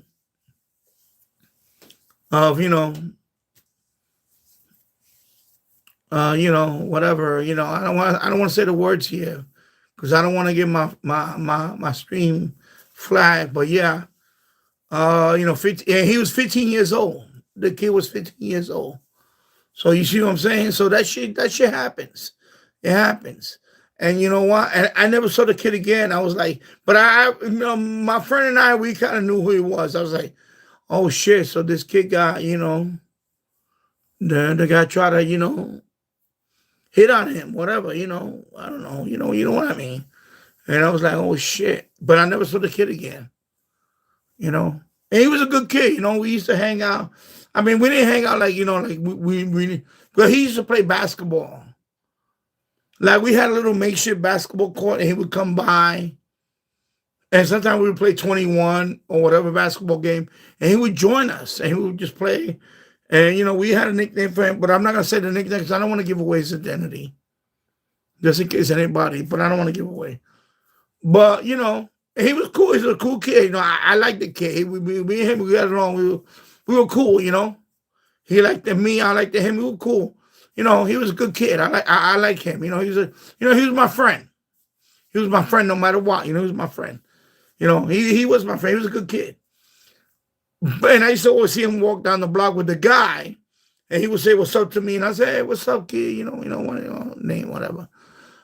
But when that shit broke out, I was like, "Oh shit, this kid got to be that kid." And I never saw him again. And that's a shame, because, right now we don't know what happened to that kid. We don't know how, it wasn't never public what happened to him. We don't know how far the abuse took. But I never saw the kid again. And it kind of broke my heart that, damn, this kid, he's a good kid, I like this kid. He's a good kid. He's my friend, And I never saw him again. And if I would have saw him again, I would have told him, you know what? It's not your fault. I would have told the kid, it's not your fault, bro. We just got crazy, sick people out there. I would have gave the kid a hug. I would say, yo, it's not your fault, bro. I feel you because I've been through that. That's what I would tell the kid. Yo, kid, I don't want to say his name, you know what I mean. I don't want to say his nickname, but I would say, yo, kid. I'm gonna call him kid, I'll say, yo, I've been through that, bro. Don't worry about it, bro. When I mean by that is I'm not taking it lightly. I would have told him, yo, you know what? You got people like me. You got a support system around you. I'm here for you. And that's what I would have told him. But I never saw the kid again. So I hope, he didn't do the unthinkable. I hope his life didn't go down the, because what happens when you're a victim, your life gets wrecked. Your life gets wrecked. I'm not going to lie to you. Your life gets wrecked because they just stole your childhood away. And you start, like me, I acted up. For many of my, not even many, for all my teen years after that, I acted up. And I was hoping that kid, had him in the back of my mind and say, I hope this kid, he finds help and he's okay. And that's what happened. I know when I talk about this stuff in this live stream, you people think I'm crazy. But I'm not crazy. I'm keeping it real. I just keep it real because this is late night. I have a few people online watching me. Maybe a couple of loyal people watching me. And they know what I am. They know who I am. They know what I went through. But yeah, that kid, I never forget him. I always think about him. And I hope he's okay. I hope that when that happened, I should have said that. Well, I hope when that happened, first of all, he got justice. Yeah. Because by the way, the guy did get sentenced, and I think he got deported right after that. And by the way, I think he lost his money. I think they forfeit they forfeit his lotto winnings. I think because I think the guy signed up for like a payment plan. So I think he lost his lottery winnings because he got deported back to Cuba. So something like that happened to him. But the victim, of course, I never heard from him again. I never saw him again. But I hope it didn't really wreck his life, the rest of his childhood and all that, because it does wreck you. A lot of victims do get wrecked. What I mean by that is they're turning to other stuff like drugs and alcohol and all that shit, including myself. That's what happened to me. It fucking wrecked me. I'm not gonna lie to you. It fucking wrecked me. My teen years was fucking rebellious because of what happened to me. So yeah, I'm not gonna bullshit it like you. So that's what I was thinking about when later on in life I said, man, I hope it didn't go off the rails, And I'll leave it at that. I'm sorry. I'm just talking about this shit, but fucking sorry. Anyway, let me shut up.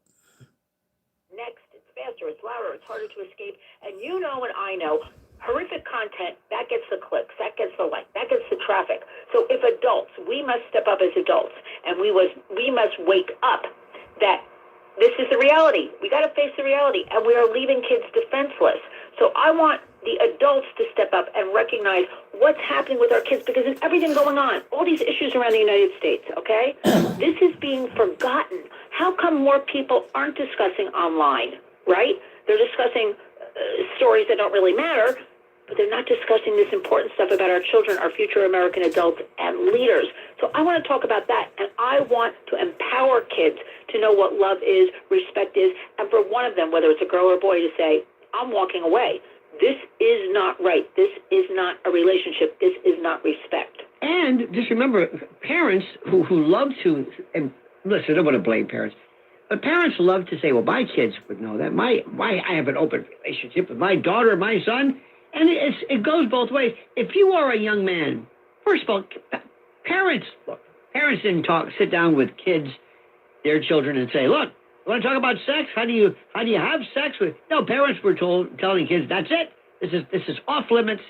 And if you have not a strong father figure or any father figure, if the notion of a gentleman means nothing to you, if the idea of courting and romance and love never enters your worldview, based upon your friends, based upon where you live, based upon your digital world, how are you supposed to fit in? Because what's happening right now is, in addition to all of the AI and all the stuff that happens involving trafficking, we're talking about interpersonal relationships.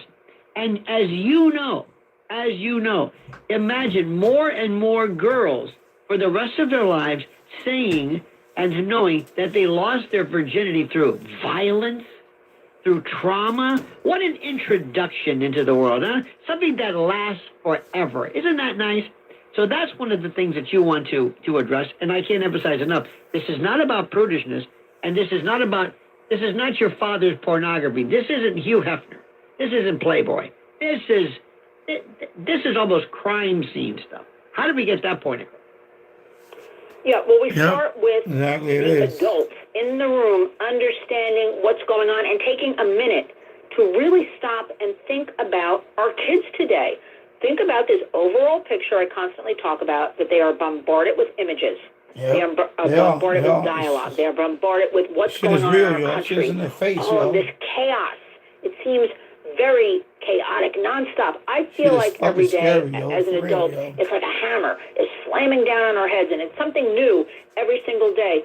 What are the kids thinking when they see this? And look how adults, for the most part, are treating each other. And if the kids who are mostly online, right? Remember, kids 9 to 17 have access to 4 devices in their homes: the phones, the Chromebooks, the gaming, laptops. If they're seeing, and remember, we're seeing a lot of bad stuff online, and I just want to sidestep here for a second, that we are pro-tech. We want ethical tech. We are pro-tech. We live in a digital world. we want to leverage the internet for good, and there's a lot of good on the internet, and it's not going away. So we have to constantly talk and discuss and give, resources for good on the internet. But in the meantime, the kids are just deluged with all of these images and all of this slop, as it's being called. And so they are just become, habituated, and this is normal for them, and they are seeing such horrible stuff. They don't even know it, but this is what they're picking up on, and this is how they're acting out. And you remember being a kid and a teenager. Your parents can sit in a room and tell you everything, and you can agree to it. And but kids, their minds, and they try things, and they do all kinds of things, and make mistakes, and that's being a kid. That's part of life, right? But now, this internet, so it's really psychological damage, being done day after day after day in these images. Remember, people are visual. Let me have you stop right there. We have what is referred to in the biz as a break. We're talking to Lynn Shaw from Lynn's Warriors, lynswarriors.org. This is beyond critical. Do not think for a moment that this... Yeah, exactly. Like I remember as a kid. See, right now, these kids, like my son, when I look at my son, he's typing away ChatGPT now. He's like, oh my God, he types away ChatGPT, getting all the information on ChatGPT. Oh my God. When I was a kid, I was getting my info from Funk and Wagless? I don't know, date me, people.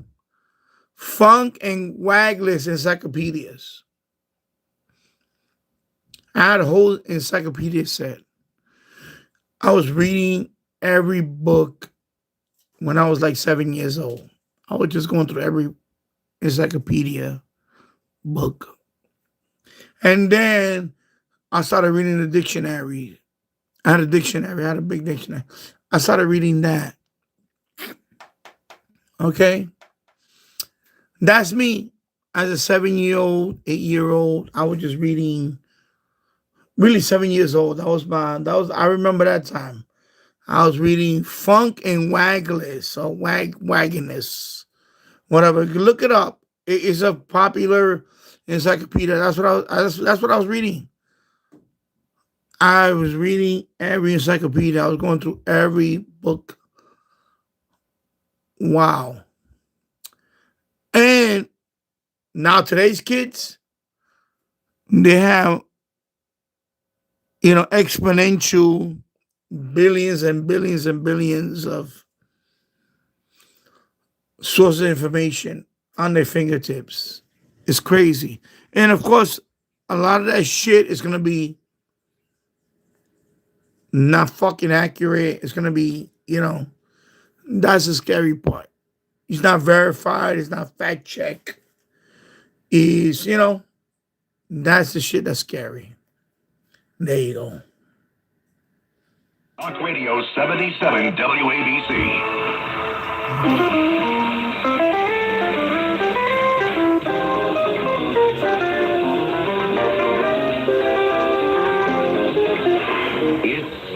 Other Side of Midnight with Lionel.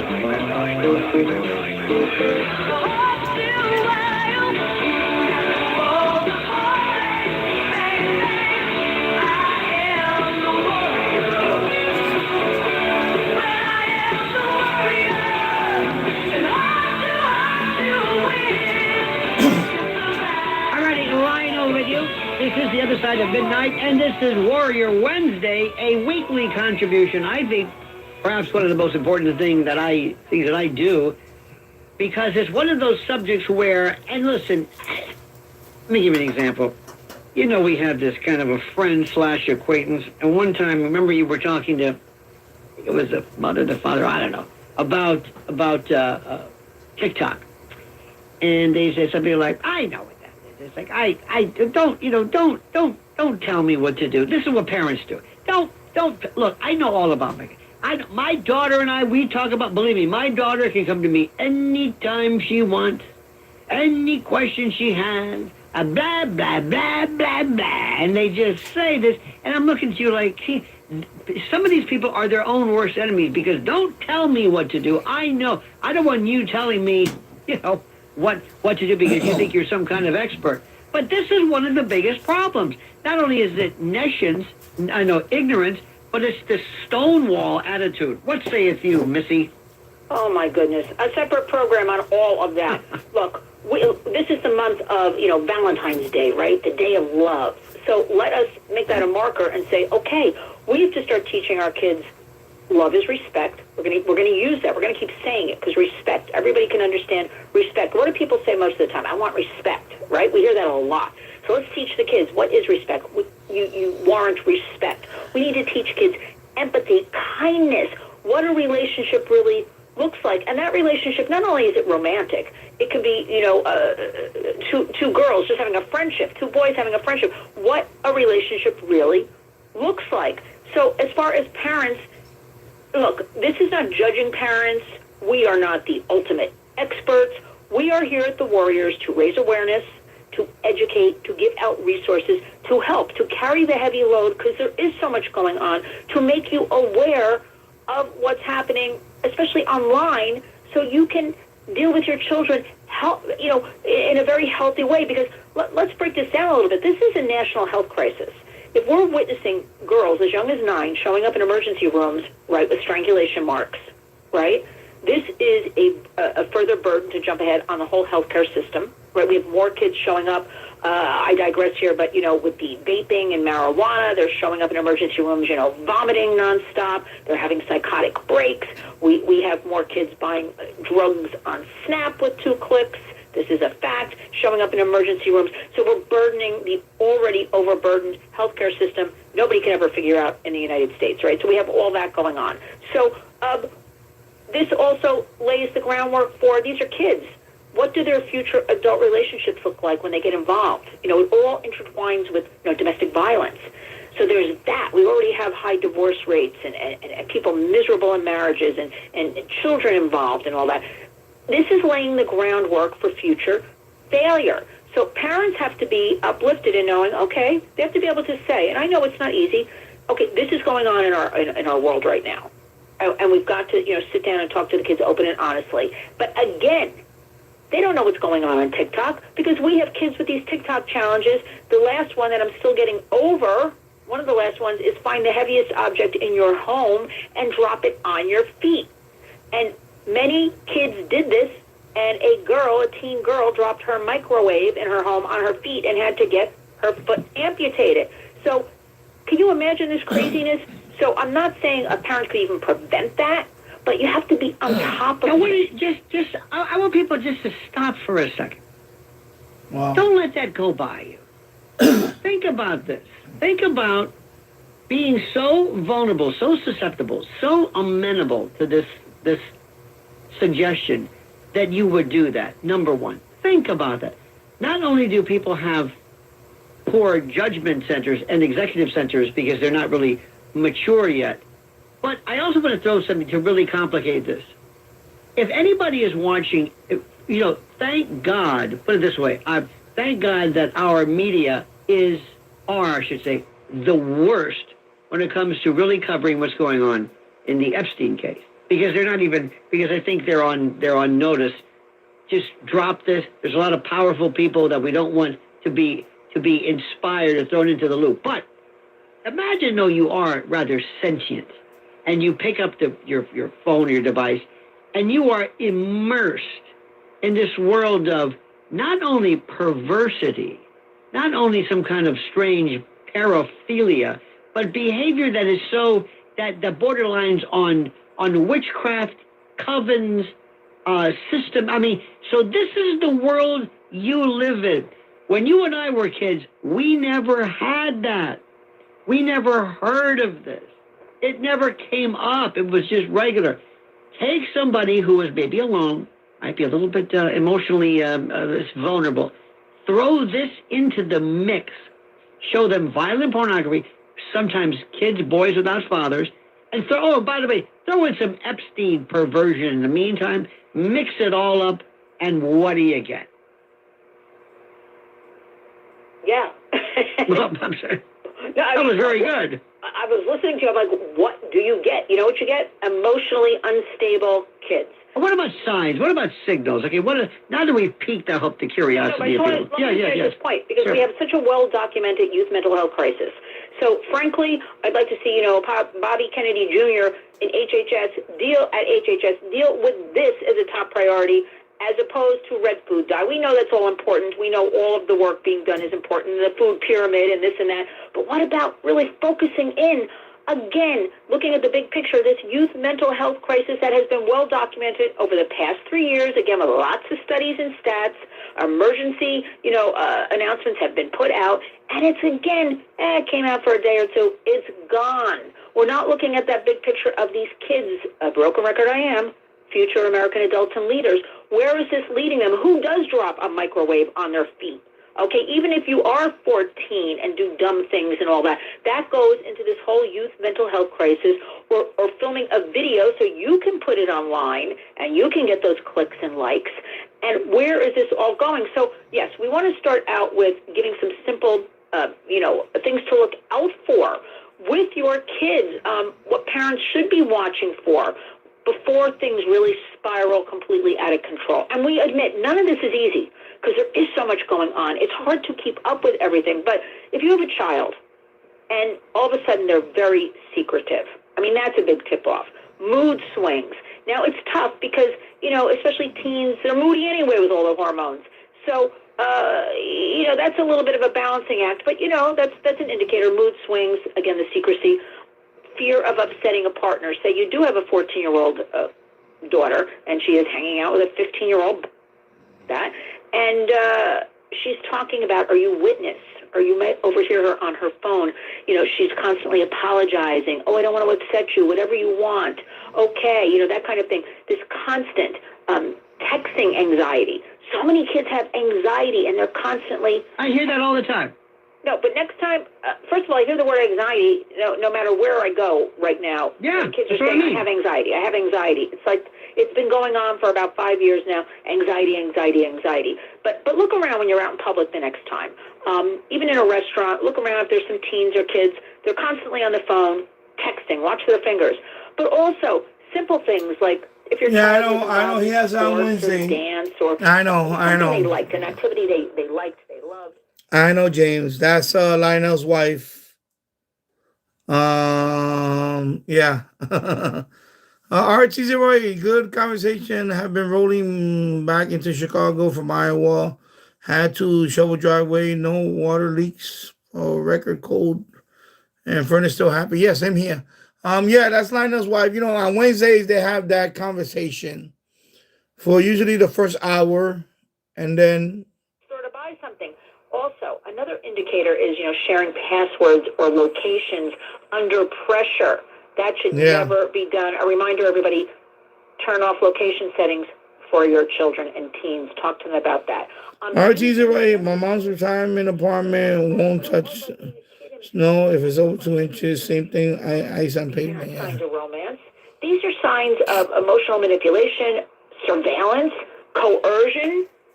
And I can only imagine the next step, which happens a lot, let's jump ahead, goes into actually sex trafficking. But we can leave that one on the side for a second, because once somebody is emotionally manipulated, and it is so easy to do with a kid, they will do anything to hold on to that relationship, hold on to what they think is that love. And some boys are able to, because of the predator instinct, because of the pathology that they possess, they're able to zero in on vulnerabilities. And why some girls might be more prone, might be more... It's almost like the predation model. And when, and I can't say this enough, and I don't have to tell you this, because I think you might have known a few girls in your life, but when you're going through this very awkward, vulnerable, and you mentioned hormones. Hormones are the nastiest thing. It makes people psychotic. Gore Vidal said he's never met a 6-year-old he didn't like or a 16-year-old he did like. The moodiness. When you see your child go from mommy, I love you, hold your hand, to, dark and... So that's par for the course. Add to the mix, especially in young girls, self-esteem issues. And what is it that really... Remember the song At 17 by Janis Ian? That's so mild compared to this. This locks in. This sets up a lot of behavioral norms and self-image for the rest of their life. It's hard to go back and undo what happens. A girl who feels perhaps maybe uninvolved with not popular. She sees a boy, gives her attention. She'll do anything. She doesn't know what to do. Also, girls tend to be a little bit more mature than boys, which is not hard to believe. Throw that into the mix, and what you do is you are turning on, you are graduating into the world some of the most screwed up people who will spend the rest of their life trying to undo the damage during this critical part of their development. I can't say it enough. Yeah, and we also, while I'm thinking of this, one of the quote-unquote normal things right now for teen dating, right? Before a boy and a girl even go out, and it goes both ways, right? Boy, girl, boy, whatever. It is, okay, before I take you out, send me a nude image of yourself. And so the kids just take a picture of themselves nude. They think nothing of it. Remember, it's not their fault.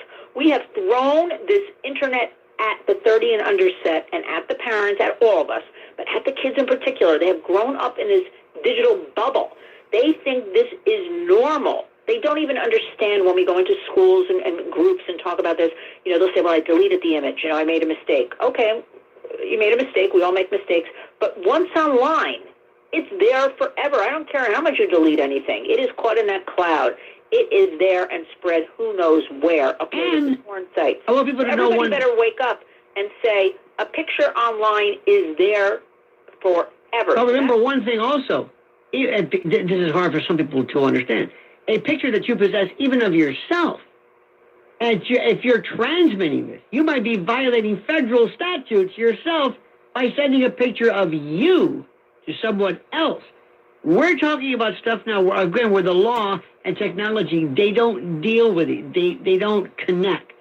They don't connect. This is, every time we talk, there's another part of this, another danger. Everybody look at your phone right now. Everybody look at your phone. That device, it seems to be it's wonderful. It's not a phone. Let me say this again. It's not a phone. On the telephone. Yeah, I know. Most people, okay, this is the irony. Too. Most young people today, and I think a lot of adults that we know, nobody even uses a phone. I get text all the time. There's no phone. There's no calls. Nobody calls me. So to call it a phone, I think is even funnier. It's a computer. It's all it is. It's a handheld computer. And what this is it opens up a world that no generation in the history of mankind ever had to deal with. If you fall, so I don't want to emphasize that. I'm going to go to Lynn Shaw from Lynn'sWarriors.org. If you go through the signs again, I'm sorry, I interrupt because I'm very passionate about this. Well, I just want to point out, you mentioned Jeffrey Epstein. I can hardly even get that name out. But I want to go back to something. Think about that whole Jeffrey Epstein, right? The kids are witnessing this constant.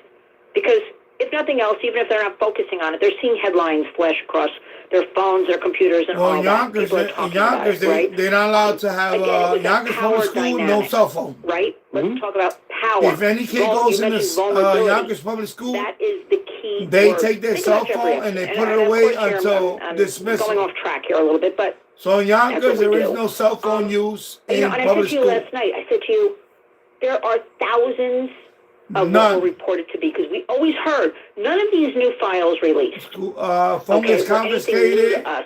We heard. We've worked until with. We know dismissal. Survivors of Jeffrey Epstein. They came forth with all this information years ago, or they reported it to FBI, or reported it to local police, right? So what did we always hear? Okay, we need proof. Right, we need proof. So now we get this new file dump, okay? And here's a lot of this information that was talked about up to 20 years ago. But again, I said to you, where were all these girls, okay? Because as far as we know, there were no boys involved, right, or young men. Where were their, parents and mothers? And, nobody ever really talks about that. Again, we're not blaming, because I have seen this over and over again where a parent wants the child to be a star. They want them near a celebrity. They want them to get that role on what used to be television, or on Broadway. And they would push that kid and do anything and unload that kid to strangers because they wanted that. So with modeling especially, and this is part of the whole Jeffrey Epstein thing, okay, we'll take, especially from France, because that's where we always heard, we never heard much about Jeffrey Epstein in France. That's where the minors we always heard were, the 12-year-olds, okay, the 13-year-olds.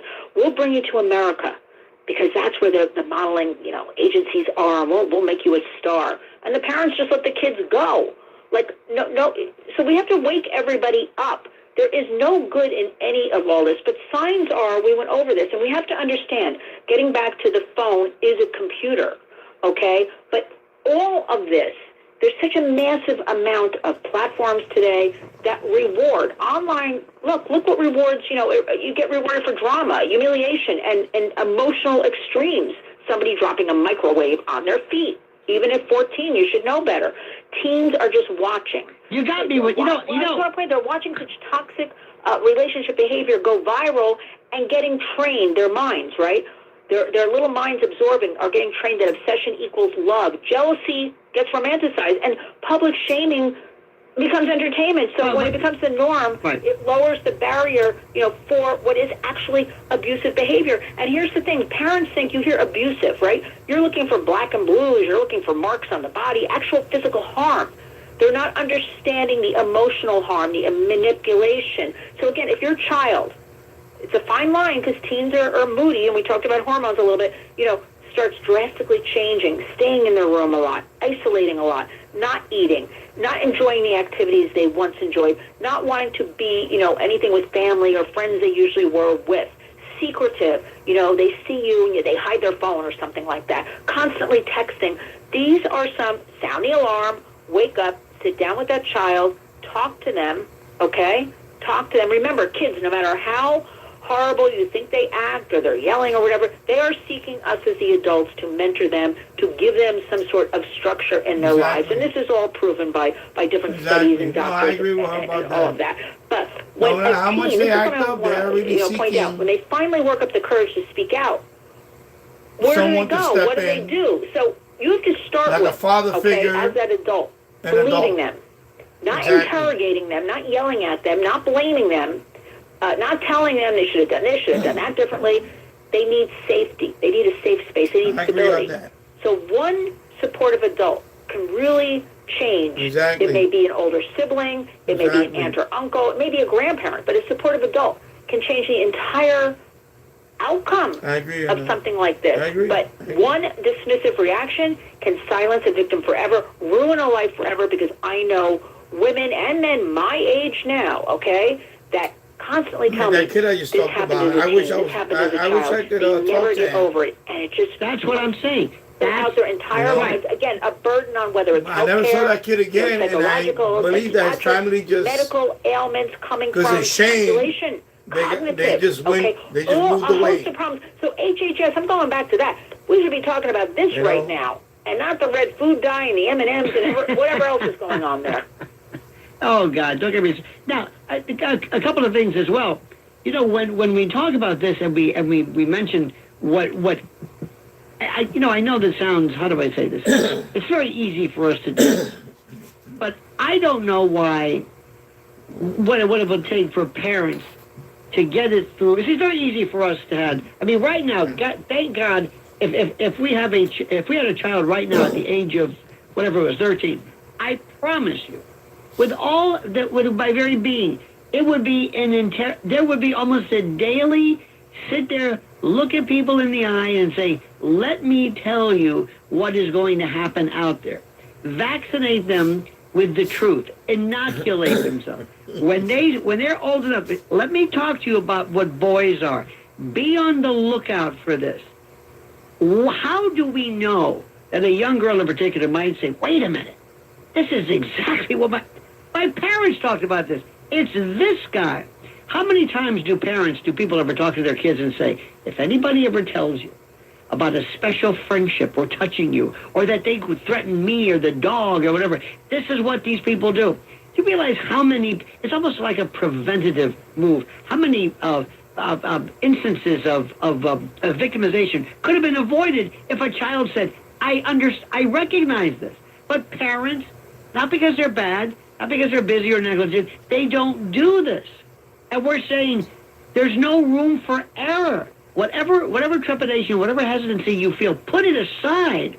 because this will be how many people do we know about our age, they're still going to therapy, they never got it right, and it started off with some catastrophic moment during this very, very critical juncture in their life. It's that simple. Yeah, look, we're not judging parents, right? And again, we have a lot of families today in America made up of grandparents raising children, older family, siblings raising the kids. The dynamic is a little bit different, still mostly traditional mom and dad. A lot of cities in particular, of course the United States, let me correct myself, have a lot of one-parent households. So we know, we're not judging. We want to help, the Warriors want to help everybody to understand this is happening and what you can do about it. But, one of the things we could do about this, because again, I always go back to this, it is overwhelming to live today and to try to keep up with paying bills, taking care of a home. We have a lot of single moms we work with. Impossible. A lot of them have 2 jobs. So the older kids have to take care of the younger kids. So we know they're all on the devices. The thing is, remember when we grew up and everybody will still say, adults will say to me, stranger danger. Remember stranger danger? Yeah. Like we got that into everybody's heads. I never understand the disconnect, and that is something I never like to say because I'm constantly seeking answers and information, like why we can't get something like that into the heads of everybody regarding... hello, Elmer Time. I hope you're doing well, my friend. You give a device to a child. Yeah, why are they... No, in Yonkers Public School does not allow cell phones. The kids can bring it into the school, but they have to turn it into the teacher. The teacher puts it in a bin, whatever. At the end of the school day, the phone gets returned to the kid. So the kid does not have the cell phone access during the school hours. That's in Yonkers. They are not allowed to have the phone during school hours. Excuse me. I'm sorry about that. There you go. A young teen girl, she came forward because all of a sudden all the boys and everybody was laughing at her when she went to school, and she realized, and this happened maybe close to 2 years ago already, that she showed up at school. They had taken a picture, a group of boys, from her Facebook page and created freely, because everything's online, these programs, right, all these nude images of her and distributed around her school in New Jersey. It took the school 2 weeks to even address this, and the 2 boys they deemed responsible for this, or others involved, they got a suspension. But this mom kept up. She went on a media tour, okay? She talked about it. This young woman has been in Washington, in front of Congress talking about this, what that deep fake, but that school swept it under the rug. And their response, as I recall, was, well, we never had anything like this happen. We didn't know what to do, so we thought best not to talk about it. That violence benefits abusers and harms victims. I don't care how young that child is who did this, perpetrated this, sharing nude images that were fake to begin with. This is the kind of behavior. So we've got to do better in the school systems to have you stop right there just for 1 second? We have something which I have to stop again and interruptious. I just made that up. We're talking to Lynn Shaw from Lynn'sWarriors.org. This is Warrior Wednesday again. Lynn'sWarriors.org, on YouTube at Lynn's Warriors, and on X, which used to be called Twitter, at Lynn's_Warriors. More coming up on this most important topic on Warrior Wednesday with me, Lionel, on the other side of midnight. The Other Side of Midnight with Lionel. Hi, folks. This is Larry Kudlow with exciting news for owners of investment real estate. You can defer all federal and state taxes on a sale by structured. We're going to tune the man a little bit. Let me minimize that. Let me tune the band a little bit down.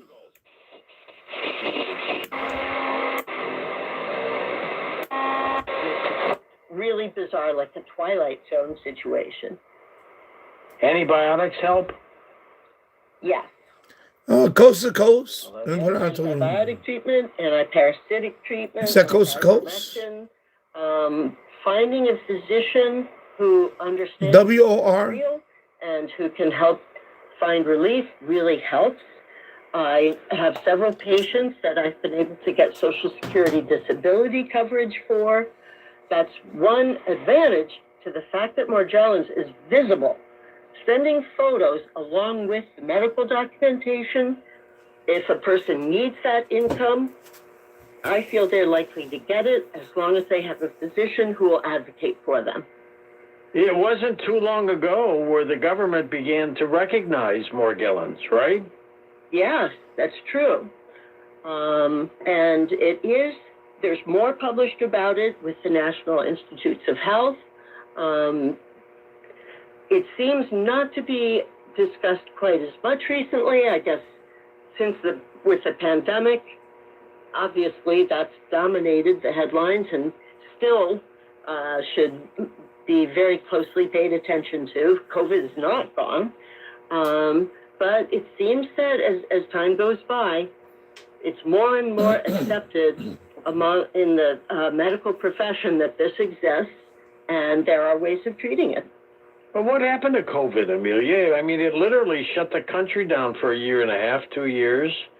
Now we don't hear hardly anything about it anymore. And yet, people are still getting it. People are still needing to take time off from work. It's worth still keeping the tests ready at hand. I guess it's just not something that the current administration is inclined to try to address, but it's still there, and people should talk with their primary if they're concerned about possibly having been exposed or if they test positive. Now we do have a treatment like with the flu, Paxlovid, which can lessen the intensity of the symptoms and the course of the illness, especially if started within the first week of symptoms. When did doctors begin to start accepting, not all of them yet, but start accepting the fact that Morgellons was a real thing? I'd say it's really been a gradual increase over the past 20 years, including when medical professionals have the symptoms, go public, share their information. I've met with nurses, counselors, therapists, people from all walks of life. There are some good films that have been made about Morgellons and Lyme disease. All of that helps to get the word out. What is accurate, to call it a disease or an affliction? In the case of Morgellons, I think affliction is a little more accurate because I see it as a symptom in a spectrum of symptoms that can be associated with tick-borne illnesses. Do you get a fever when you get this? One can get a fever during initial exposure or relapses of Lyme and tick-borne illnesses, but my personal experience and that of my patients is we don't tend to get a measurable fever. However, there may be a feeling of increased body temperature because of the inflammation. Amelia, share with us a story of somebody who came down with this affliction and just went crazy with it. Could you tell us what happened? No names. In other words, an example of someone that happened to? Like a story, yeah. How they came to you, what their mood was. Let me see. Do they have like the heebie-jeebies and stuff? Oh, sometimes. I mean, very terrified, really. You know, I had a patient who came from Arizona because she had heard that I spoke at a conference, and she wanted someone who would believe her and talk with her about the fact that her family had shunned her because, you know, when she would get up from sleeping at night, the bed looked like it was littered, almost like the Charlie Brown cartoon Pigpen. Just a lot that was extruded by her skin. The family was scared of catching it, and you know, hearing that she had something that is treatable and she could get some relief, helped set her on a course of finding a physician who was local to her, who could help get to the bottom of what she'd been exposed to and be treated properly so that the symptoms became again, nuisance level, as in my case. I don't want to be gross, but I mean, would some of these little parasitic things be crawling around in your mouth? That hasn't happened to me, but any skin surface could express that kind of, bacterial product. I've never experienced personally something that has movement or crawling. However, some of the fibers can be electrostatically charged, so they may look as though they're moving, but it's like static electricity in a way. How were you diagnosed? Initially, the dermatologist who saw me, she'd had Lyme disease herself. When she heard my whole history, she started treating me for Lyme, and that actually initially accelerated the production of these waste products from the cells. But eventually I ended up with a Lyme literate practitioner, and between a combination of Western medicine and naturopathic, as I responded to different treatments, again, it's just a relief to have it now at a nuisance level. What kind of doctor do you go to if you suspect you have this, a dermatologist? I was fortunate in the sense that dermatologists are usually infamous for thinking it's purely psychiatric, but I think the more well-rounded a physician is, and the fact that the dermatologist I saw had personal experience with Lyme helped her to recognize it in me. So any physician that a person trusts to listen to them, it could be their primary, it could be an infectious disease specialist, it might even initially be a naturopathic practitioner who might be more open-minded to the fact that these illnesses exist. Can you go into the ER with it? A person might. I'm trying to think what cases might be severe enough that might get a person admitted. It's possible that if a person finds the condition extremely irritating, they may get a superimposed infection on the surface of their skin that might require hospitalization. We're going to come back in a moment with you, Amelia, and take phone calls. We'll talk about Morgellons. We'll talk about psychiatric issues as well. The lines are open. Back in a moment on Coast to Coast AM. Feeling lost? Not close to your radio? Grab your smartphone or computer and listen to iHeartRadio. Pick up the free iHeartRadio apps in the App Store or go to iHeartRadio.com. My CAF 364. I thought this was one of those public radio channels you hear in your car. LOL. Yeah, no. This is WOR right now on. I'm looking in Yonkers, New York. I'm hearing my local station right now. They're playing Coast to Coast, so I have it tuned in here. You know, I like to tune the bands. It was my 5th birthday, and my dad. So it's an interesting topic. So, you know, I like to stop over interesting topics and so on. It's what I do. You know, this is one of those, what they call IRL live streams. In real life, this is what I listen to. When I'm not streaming, I'm listening to all this stuff. I find this stuff interesting. I listen to it. I just want to share it with you guys. That's all. Lots of them. So if you're running for office, so this is you know, in real life. Place to reach them. And it's not like social media. So if I wasn't streaming, I would be listening to this radio next to my bed right now.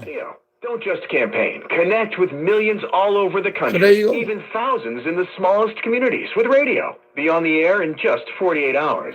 Visit winwithiheart.com. That's winwithiheart.com. Looking to refresh your wardrobe without paying full price? Now's the time. Van Heusen's end-of-season clearance is here with select styles 60 to 80% off. Stock up on button-down shirts, polished layers, and everyday essentials designed to take you from work days to weekends in effortless style. But hurry, these deals are only here while supplies last. Visit VanHeusen.com today and discover timeless style at unbeatable prices. Van Heusen, style made simple. WOR, WASQ HD2 New York, an iHeart radio station. Guaranteed human.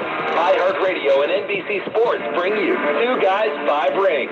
There you go. Exactly. That's what I do. Your host. I'm Matt Rogers. I'm Bowen Yang. One essential podcast for the 2026 Winter Olympics in Italy. Milan Cortina. They're actually making a huge mistake of sending us there. The most expansive Winter Olympics ever. Follow Two Guys, Five Rings and start listening on the free iHeartRadio app today. Listen to the Two Guys, Five Rings podcast on America's #1. Yeah, I'm one of those people that there you go, I'm gonna type.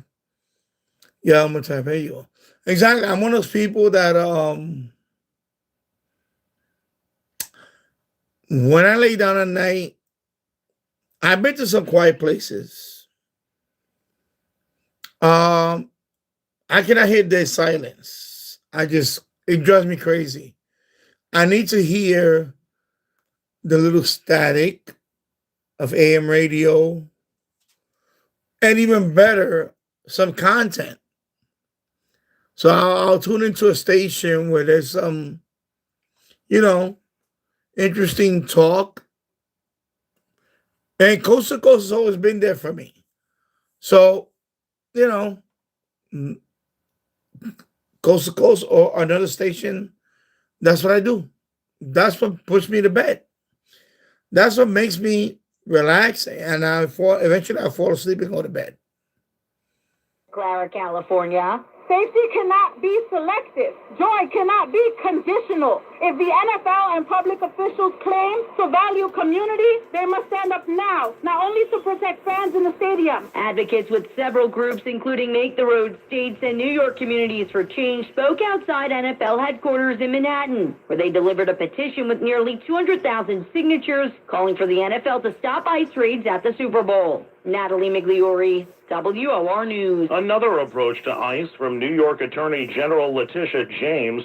She's launching her Legal Observation Project. It's a new watchdog group that will monitor and document the activities of federal ICE agents in the state. Its purpose is to protect New Yorkers' rights and act as neutral witnesses to record information should it be needed for legal purposes. As federal immigration enforcement activity increases nationwide, the Legal Observation Project will help ensure that accurate, real-time information is collected and preserved and that any violations of the law are identified. Jacqueline Carl, WOR News. President Trump again calling on Republicans to nationalize elections, a job reserved for the states months before the midterms. President Trump Tuesday doubled down on his calls for the federal government to take over elections, saying, quote, the federal government should get involved. The president in the Oval Office with Republican lawmakers said, I want to see elections be honest, and if a state can't run an election, I think the people behind me should do something about it. The president later said he doesn't know why the federal government doesn't do elections, but the Constitution gives that authority to states. Karen Travers, ABC News, Washington. This report is sponsored by the Crohn's and Colitis Foundation. The Crohn's and Colitis Foundation has been at the forefront of inflammatory bowel disease research and care for over 50 years. Learn more at Crohn'sColitisFoundation.org. Sports and your Weather Channel forecaster next. WOR News Time 2:03. Get a daily dose of American inspiration with WOR's Our American Stories. Weekdays at 5 a.m. and Sundays from 5 to 7. Lift your spirits with Our American Stories, where every story matters. Only on 710 WOR. Elmer time. I program the radio to shut off automatically at 90 minutes by the time I'm off for the count. I haven't done that, but yeah, because I'm an insomniac. Been like this for many, many years. I'm an insomniac. Especially when I get enough sleep during the day. I can stay up all night. And I'm probably going to stay up all night tonight. And then take my son to school in the morning. And then I will nap all morning. And that's how I roll. So, yeah. Even my son is also an insomniac. He takes after me. He is an insomniac. So, even my son, he's a chip of the old block. My son is an insomniac like me. Arthritis treatment. Radiosurgery attacks primary and metastatic cancer. But my son, you know, and he's starting to show interest in this. But with me, this is what relaxes me. Is radio. My son, of course, he's 11 years old. He doesn't understand radio, but he's starting to understand a little bit of it. Because I'm introducing to him, you know, he's more into, you know, oh, I got to go on the computer and chat GPT and all that. And it's a challenge. But yeah. Triple board certified radiation doctor. Most insurances, Medicare, Medicaid accepted. 1384 Broadway at 38. Call Dr. I could do that way back in the 20s, but not anymore. Same here. But yeah, you know, I've been suffering from this for years, and I'm going to call it suffering because insomnia it is a real thing. I am an insomniac. I watch many sunrises. I'll leave it at that. When all my friends, by the way, when we used to hang out and when I used to go out to clubs, when all my friends passed out in the apartment after going to clubs and all that, I was the only one that was awake watching the sun come up. That's me. That's who I am. That's it. There you go. Oh, you posted a new video in the channel? Okay, I got to check it out. Down this street. There you go. But the pavement always stays beneath my feet before. All at once am I several stories high, knowing I'm on the street where you live.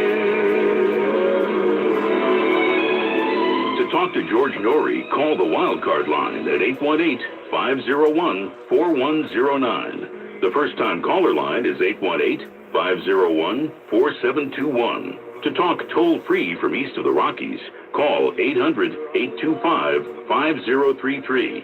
From west of the Rockies toll-free, call 800-618-8255. Send George a text message anytime at 818-298-6521. From the gateway to the west, this is Coast to Coast AM with George Norrie. And our special guest, Dr. Amelia Withington. We're going to take calls with her this hour on Coast to Coast. You've heard what we've been talking about? Jump aboard. If you struggle with getting good reception in your home, C. Crane's Internet Radio is your solution. And here's why the CC Wi-Fi 3 happens to be so special. The audio is better than any smartphone in the world, and you can listen to our show crystal clear, no static or fade out. It has all the best radio stations from all over the United States and the world for your discovery at your fingertips.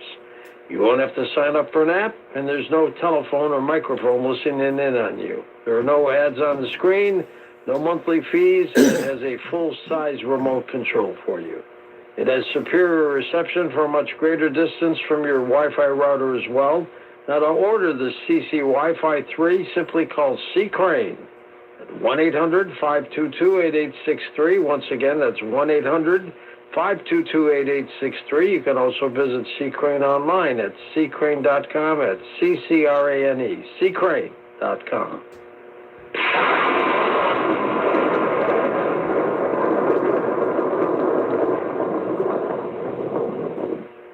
Look, if you've been thinking about gold or silver, but you're stuck on where to start, you're not alone. Most people don't even know how to take that first step. And the good news, you don't have to figure it out alone. Noble Gold Investments can help. Noble Gold was built to educate new investors and empower experienced ones, making precious metal ownership safe, easy, and aligned with your financial goals. Noble Gold makes it simple to protect your savings with something real. Physical gold and silver you can actually hold. Whether you're rolling over an old 401k, starting a gold IRA or buying coins for home delivery, they'll walk you through every step. They're trusted, transparent, and based right here in the United States. Noble Gold is the name Americans turn to when they want safety and stability they can hold in their hands. Stop waiting. Go to noblegoldinvestments.com today. Noblegoldinvestments.com, your trusted precious metals partner. Past performance may not be indicative of future results. Investing in precious metals, including gold, involves risks. Consult with your tax attorney or financial professional before making an investment decision.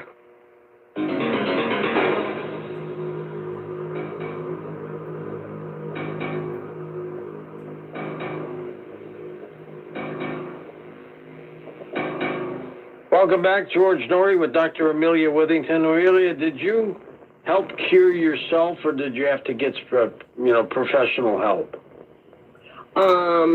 Definitely professional help with someone who is experienced in treating the condition was key. I was fortunate, being a physician, that I was able to have a course of doxycycline for a little over a year when I was first diagnosed by the dermatologist as having been exposed to Lyme disease. We discussed my staying on it long term.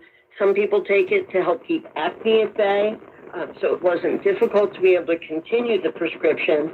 And I think that first step helped reduce the overall load, but without an experienced professional, I doubt that I would have been able to achieve as much relief as I have, especially from the annoying symptoms of Morgellons disease, which is what told me I really needed the help of a professional because this was beyond my experience in medicine. When you initially got the Lyme disease, where were you? Out in the woods? What happened? I believe it was during my childhood in Massachusetts. That part of the country, Massachusetts, Connecticut, Rhode Island. For some reason, there seemed to be in the 60s and 70s a particular proliferation of ticks. It's seen in great concentrations now on Cape Cod in Massachusetts. And I think a lot of people, even in childhood, were exposed to it back then, but it wasn't widely recognized. And even the famous sign of a circular rash called a bullseye rash, not everybody gets that, or it could be hidden on the scalp. I happen to recall having that at a young age. Elmer Tom, yes, I wasn't the sun-up person. I usually crash quickly. Yeah, well, I was the opposite. I would stay up all night while all my friends slept, and I would watch them sleep, and I would watch the sun come up. That was me. I was never comfortable in sleeping in somebody else's house. That was me. I was never comfortable in sleeping in someone else's house, someone else's furniture. I was never comfortable with that. So I was always on guard with that. Maybe because what happened to me as a kid. And yeah, so I was always the guy that would just stay up guarded, especially when I went to the Air Force. And, in boot camp and all that, you had to do guard duty. That was me. I would stay up all night and watch everybody sleep. And then eventually, no, I'm still that way now. Actually, I shouldn't say eventually. I'm still that way. Even when I go visit, like my wife and I, we go visit my sister-in-law's houses and whatever. My brother-in-law, my sister-in-law, whatever. Relatives, relatives. I was always the type that I would just stay up all night. I stay up as long as I can until actually either I crash and finally fell asleep, or I would just stay up.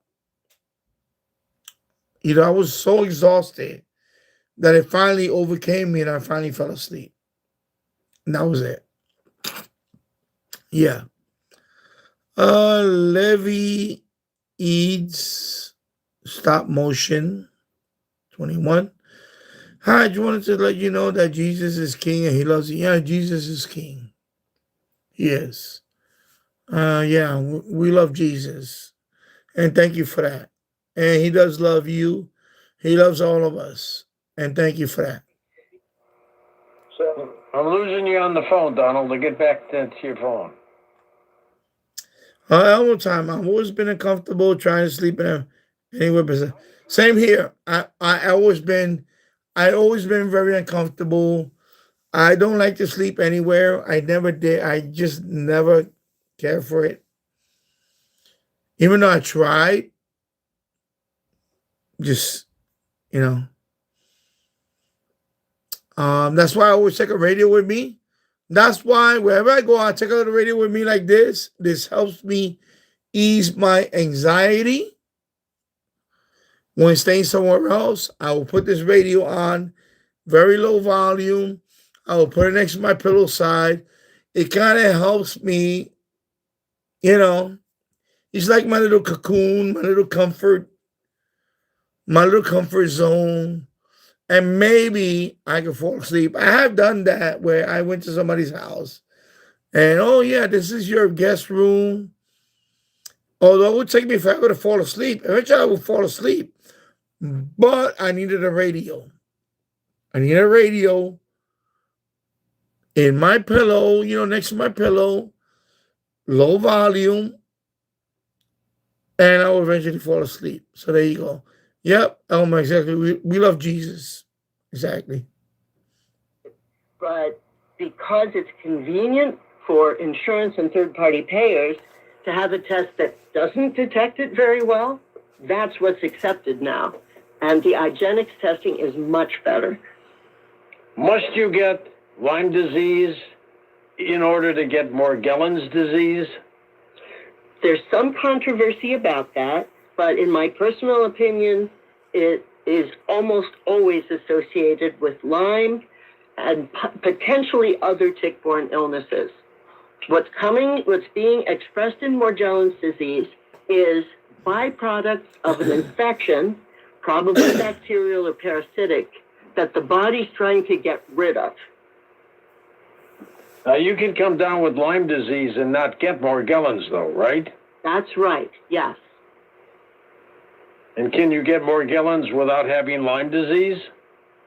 In my opinion, no. On the other hand, there may be people out there where no sign of tick-borne illness is associated. I believe it should always be associated, though, with some sort of infection, past or present, because these things that are being expressed by the skin, we've seen it before with other bacterial conditions, such as syphilis, and the medical literature describes it. Let's go to Angela in Minneapolis, Minnesota, first-time caller. Hello, Angela.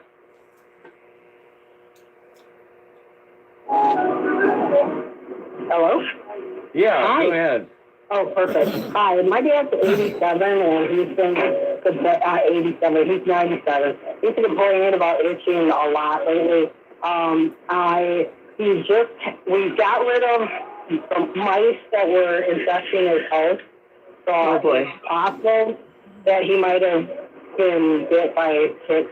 I just looked it up. I guess ticks like mice too. I thought it was just deer. But I was wondering if you can restate the website again that you mentioned. You said that so fast. Sure, you can do that for us, can't you, Amelia? Absolutely. www.Morgellons with a capital M, followed by ORGELLONS,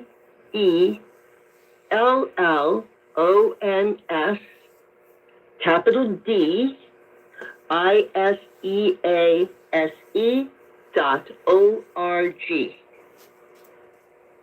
And they're probably very sympathetic to people who come down with this affliction, aren't they? For sure, absolutely.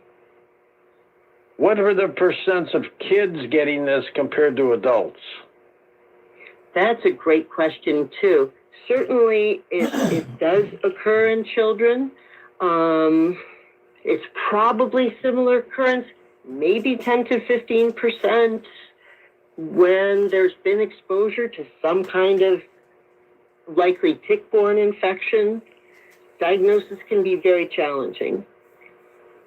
Gary's with us in Montebello, California. Gary, thanks for calling. Go ahead. Yeah. George, thank you very much for taking my call.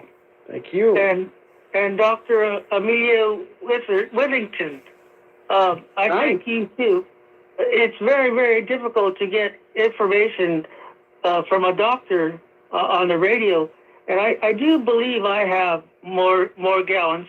It's never been diagnosed, but I'm in a conference call on Sundays, and it's hosted by Richard Kuhns, who has a book called How to Get Your Life Back from Morgellons, Lyme disease, and Other Parasites. Wow. I believe I have other parasites too, like a mite of some kind. Not scabies mite, but some kind of a mite. And I've been fighting this for 5 years, and I probably have had it before. I used to be a mechanic. I was always exposed to a lot of chemicals and stuff.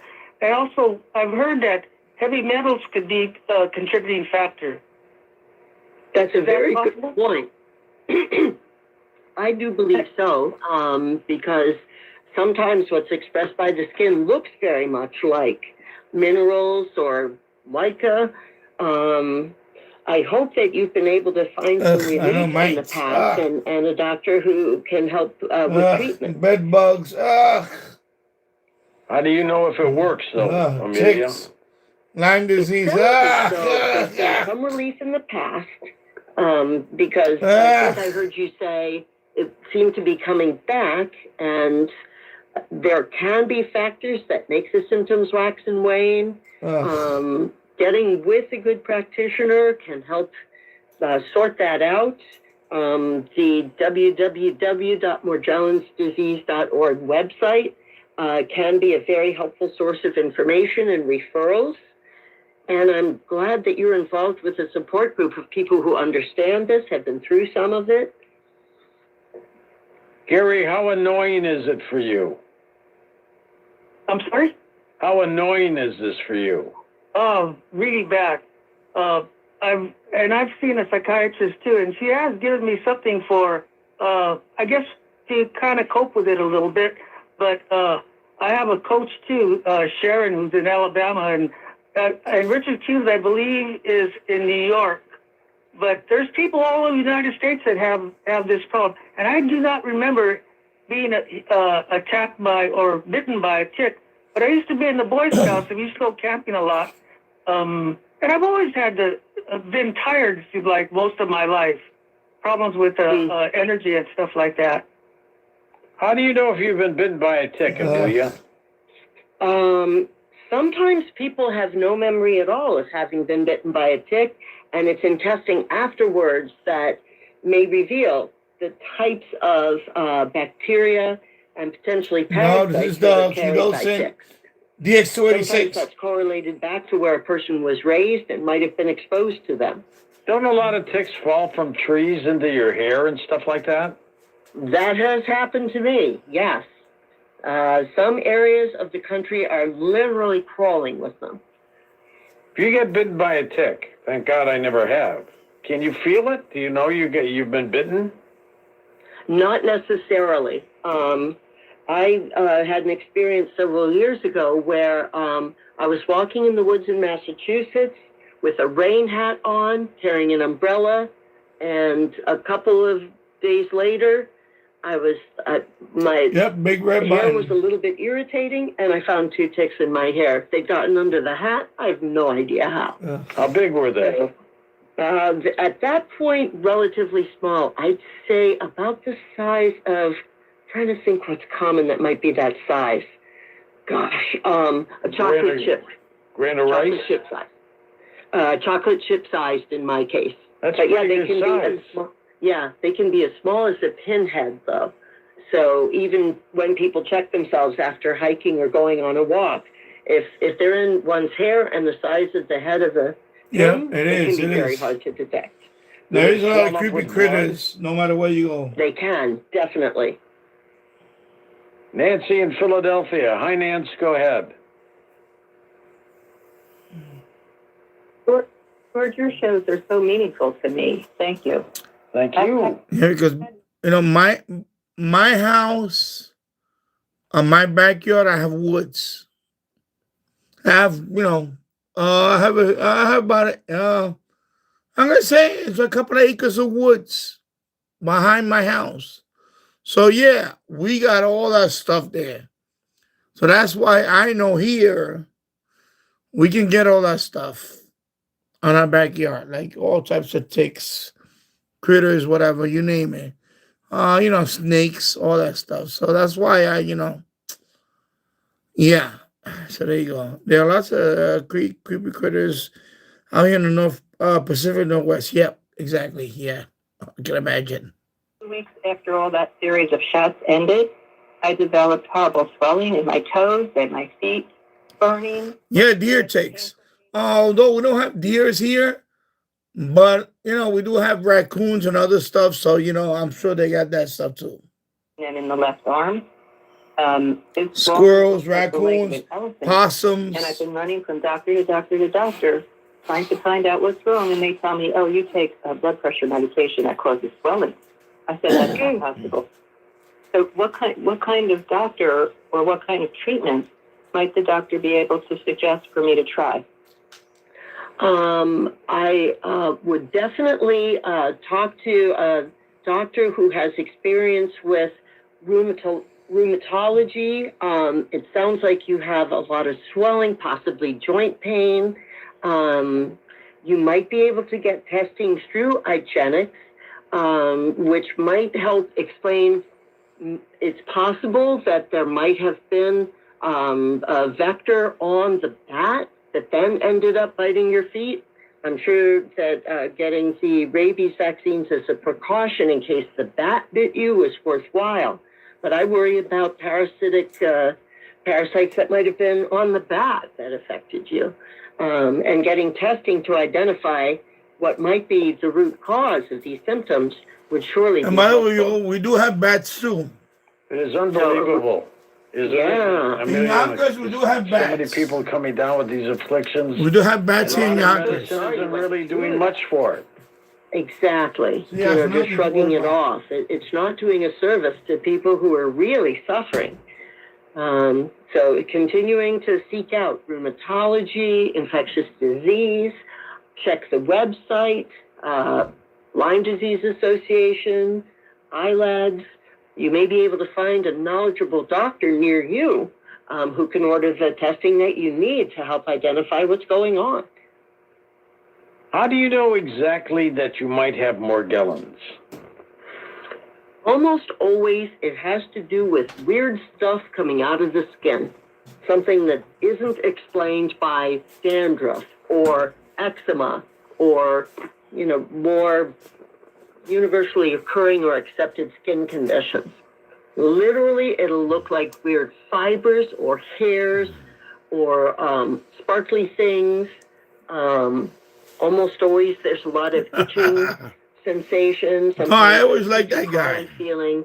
Usually those are the hallmarks of what we always felt bad. Mutual of Omaha Jim was always no, I love that guy. He's a great guy. He's a great guy. I love that guy. I remember that. The guy with the big mustache and all that. Yeah, I remember that guy. Mutual Omaha Wild Kingdom. I remember that. Oh my God, I used to love that show. I love that guy. Yeah, I used to love that guy. Skin cream that's available in the first That's a great section. show. It's usually the drugstore equivalent of Sarna sensitive skin lotion. It has 1% pramoxine, Pramoxine in it. That helps to tone down inflammation. That was a great show. I find it helps to keep my symptoms. Mutual Omaha Wild Kingdom. Helping with moisturization, which also seems Wild to help Kingdom. relieve some of the symptoms. All right, we're going to come back in just a moment with Dr. Amelia Withington and take final calls right here on Coast to Coast. Fascinating discussion. Gosh, I just hope none of you... All the time, I get at least one bat in my house. Well, I don't know about it. In my house. In my house every year, usually in the summertime. I never got a bat in my house, thank God. RTJ, he was like the Australian guy. Yeah. Yeah, of course, he's the predecessor to Crocodile, guy, whatever. What's his name? Yeah, I love watching Wild Kingdom. Yeah, Wild Kingdom, he's the original Crocodile guy. That guy is the original. He's a legend. Marlon Perkins. Oh, that's his name. Excuse me. Oh, that's his name, Marlon Perkins. Okay, that guy is the original Crocodile guy. He's the original everything. That guy's OG. He's the OG of wildlife encounters. That guy. I love that guy. Practice your religion are just as important as the freedom of speech and freedom of the press. 6 till 10 weekdays on. He's the OG. WOR. When they collide, it is usually the Wild press Kingdom. that's in trouble. And I remember that Mutual. That was a sponsor. Mutual Omaha. Wild Kingdom. We're bringing over 160 years of service to New York with us. Remember the song? Remember the song? Remember the song? Mutual Omaha. Remember that? Remember when they sang the song in the commercial? When you hear the commercial, Mutual Omaha, life insurance. And, whatever. I don't know the rest of the song, but...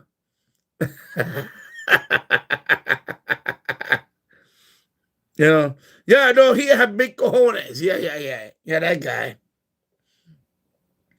I remember he had a big mustache.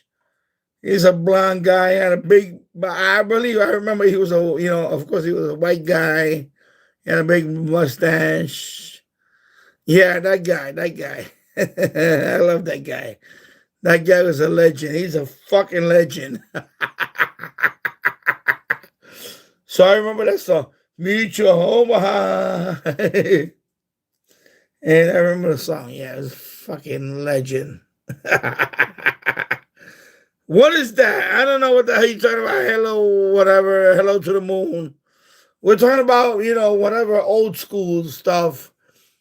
Mutual Omaha, Wild Kingdom. That's what we're talking about right now. So you're late to the party right now.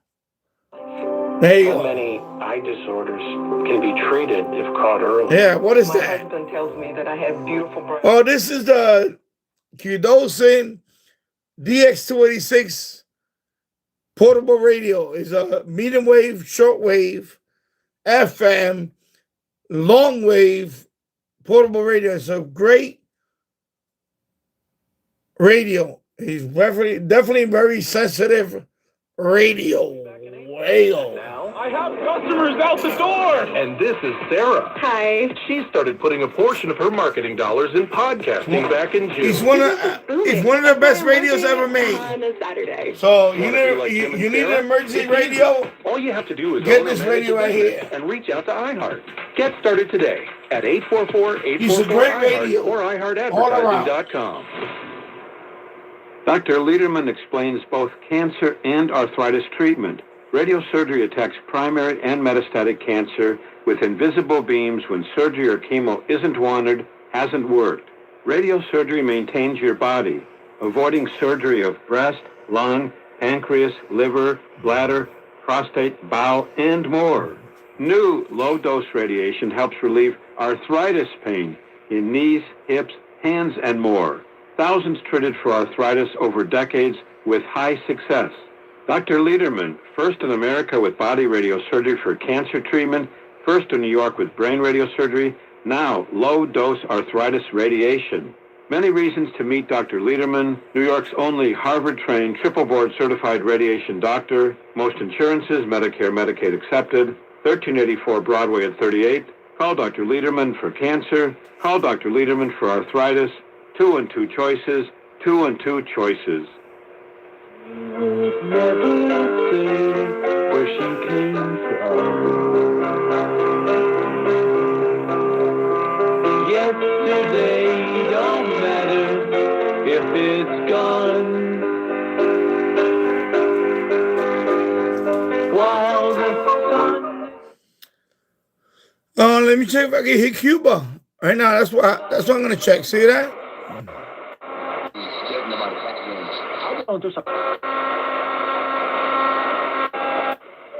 I won't let you do me wrong. Thank you so much.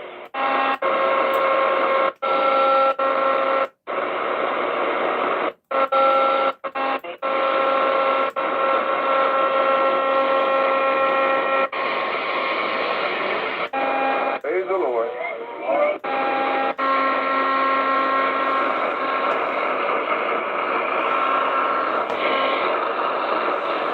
Hey, let me get my loop. So I can hit Cuba.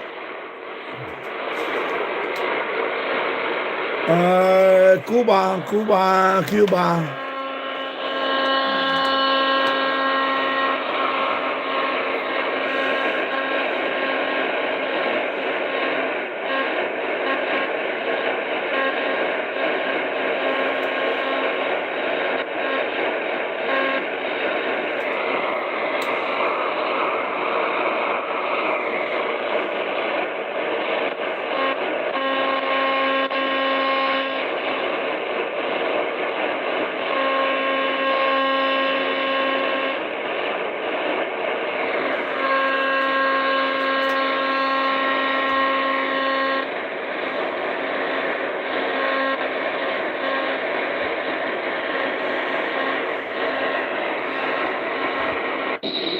Covered as the Yankees practice. Five naked face men that work naked face the last time I encountered. That sounds good. I'd say that if I ever say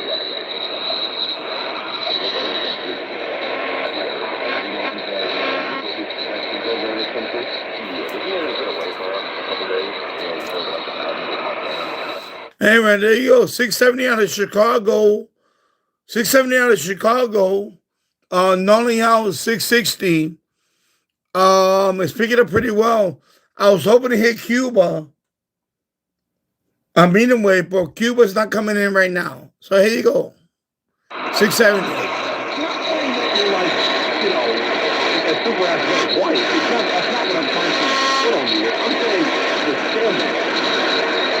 That is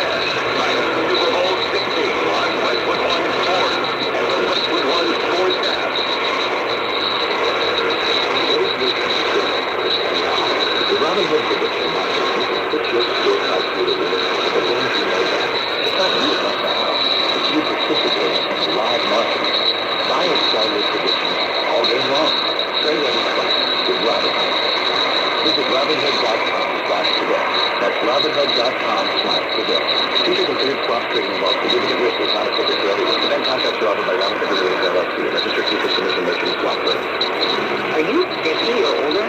This news is for you. The CDC recommends you get vaccinated against pneumococcal pneumonia. Even if you're healthy, your age puts you at risk. People 50 or older are over 6 times more likely to be hospitalized with pneumococcal pneumonia compared to adults 18 to 49. Just one shot will protect you. Learn more and schedule at VaxAssist.com. That's VAXAssist.com. Sponsored by Pfizer. This is the story of the one. As the purchasing manager at a manufacturing plant, she knows the only thing more important than having the right safety gear is having it there when you need it. That's why she partnered with Ranger for Listen Auto right Repair. here. so her teammates can count on her to have cut-resistant gloves on hand. Hello to the moon. If you want emergency radio that you can listen to distant stations, this is the radio right here. This is the radio right here. Qdosin DX286 right here. This radio will put you in touch with many, many stations outside your local stations. There you go. Okay. So I'm in Yonkers, New York, USA. That's Chicago right there. DX Qdosin DX286. Qdosin DX286. Hello, Lily. Let me see. B label 73 SWL. Can't read. I'm looking at the screen. Anyway, hello, my friend. 73 DL SWL I1 L SWI 31 5RE. Okay, there you go. Qdosin. Somebody can. Elmo, can you write it down for him? Qdosin DX286. You can get it on Amazon for about $79. I'll put the link in the end of the live stream. I will put the link in the description where to get the radio with the AM loop. If you owe $10,000 or more to the IRS or state, get protected today. Call 800-242-3186. I will put the link in the description to every product here. Since 2008, with hundreds of 5-star reviews and an A+ on the Better Business Bureau. Call Coast One Tax Group, 800-242-3186. Stanley from New York owed $93,000. The IRS placed a levy on his bank account. Coast One released the levy and settled with the IRS for $2,000. Right. Mark in Michigan owed $225,000. After Coast One stepped in, Mark walked away paying less than $1,500. Call Coast One now. A 10-minute call can save you up to 93% on your back taxes. Get your fresh start today. That's 800-242-3186. Sponsored by Coast One Financial Group. GTO Music 5. Let me see what's up. Jesus Christ, my glasses are like really wow. I'm looking at a phone screen. GTO Music 3000. Are there still numbers station? Yeah, there's many. There's quite a few. You can go to HF. HF Underground has number stations listed. Or Prion.org. Prion.org. You can also Prion.org. You can check out many number stations there. 5 cents. Plus, get free shipping. Call 1-800-598-6439. That's 1-800-598-6439. There you go. Thank you, Elmer. Thank you for that. Instagram.com/trials. Paid for by Shearson. Thank you.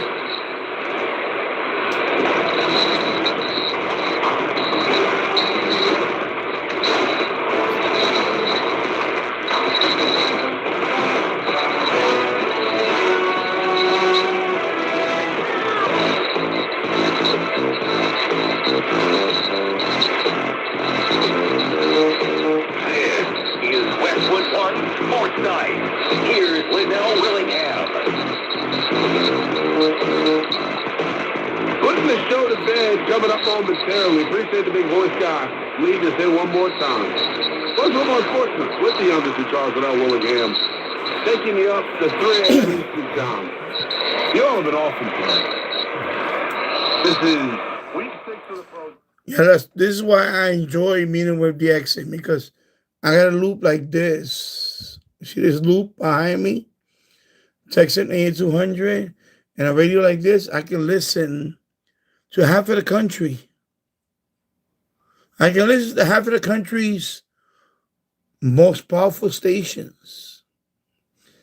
This is what I'm talking about. See this loop? And this radio is amazing. You know, it's amazing. That's why I love this stuff. You know, there you go. As much NBA as I would like to on this show. So right now, I live in Yonkers, New York. I'm listening to Chicago sports station, almost like local right now. Steam ball as well. But the amount of basketball we talked tonight ahead of the NBA trade deadline, we had a conversation with Brandon Scoopy Robinson, longtime NBA insider, one of the most plugged-in guys in the business. If you missed any of that conversation, Denton's got it up for you on the podcast, Spotify podcast, Apple podcast. You can go check out that convo. In talking to him, I think it really got me to understand the significance of this deadline for some of the stars in this league. Steph Curry, Giannis Antetokounmpo, James Harden, just to name a few. The NBA second season, more than any other sport, I would say, when you fail to meet expectations, there are consequences. Front court. And after the dust settles on the trade deadline Thursday at 3 p.m. Eastern time, I wonder what teams we're going to be looking at going, all right, now you called your shot. What you going to do? How are you going to react? How are you going to respond? Then real quick before we put the show to bed, does Giannis get moving? So people thought he was going to get moved tonight because at one point he left the bench in the Milwaukee Bucks game, and then he literally came back. Yeah, the team. 2 minutes later, back in At the end of the live stream, I will put all the links to the products in the description. So, you know, if you want to buy it, I will put in the description. This radio, this Texan A200 loop, the other radios that was here in this live stream tonight, all the links will be in the description. So thank you. Thank you for watching. Thank you for that. Thank you for watching. We know. You know what I'm saying? You know, you got babies, brother. That's cool. I'm happy for it. Scoop said something, Denton, while we were having that conversation about his mannerisms, because he was in Atlanta for the Martin Luther King Day game a couple weeks ago. Scoop was for a while, by the way. Every big game he's at. He got invited to the Chicago Bulls Derrick Rose ceremony. He's a big time. Love having him on the show. And he was talking about Giannis' mannerisms on the bench that night. I would love to know what the relationship is like in the locker room, like how it is being a teammate of Giannis, knowing that he was basically saying, yeah, y'all suck, and I want to be there in sports because I don't think you guys are good enough. I would love to know, like, that dynamic that exists in that locker room and how he's handling it. But I think it says a lot about him. I don't think he's handling it very well, at least just from what we see. He's a teammate. Yeah. I wonder if they also think they suck. They probably should, at least some of them. Have some self-awareness. Yeah, like, can you guys just be for real for a little bit? Yeah, I just think, like, it hasn't been fun. And I think that's the part that kind of sucks about it, is I know you were, like, a huge fan of the Bucks during that championship run. I was rooting for them because it was fun. And they were a fun team. Giannis was a fun player. It was new. The past, like, 3 years has not been fun because it's been the same thing for the past 3 years. And now it's just closer, we think, to the finish line than it is the start line. But I don't know. Angel Hernandez, I don't know what you're talking about. I don't know what you're talking about. The stars that have potentially been rumored to go in there, James Harden, Giannis. It's like I'm missing a big domino here. But let's just look at Harden and Giannis. Who's under more pressure to get a title in the league next year? Yeah, 100%. Harden's 36. Nobody thinks he's going to win Cleveland. Nobody does. I know you're big up on Cleveland, but you're one of the few. Because I don't think anyone thinks that Harden is going to. I don't think anyone thinks that he's going to win. Like Giannis right now, theoretically, is a top 5 player. Well, Harden's really good for him. Like, there's no doubt about that. He can still score with anybody. And that's what happens when you have hell of a jump shot in the game. Like, it's just extend his career, like, literally years. You know, the guy's 36 years old. He's not playing that game. But Giannis is going to be the face of a franchise for, theoretically, this is going to be it. You know, like, hey, you're going to come here, we're going to sign you a monster deal, and then you are going to politely not do this. Okay? Yeah. Emphasis on the polite. Slim, so good. I hope he ends up in, I told you that the basketball fan of me wants to see him and Steph, but I realized, like, for the legacy convo and what puts him in the best position to win championships, I would say it's It's got to be. Those two guys. And I think their personality shot for him. Mondo, it's about that time. Each and every night here on Western One Sports Night, Super Producer Ben Day puts the show to bed. Mondo, play that music that makes my heart. Still getting feels the speed.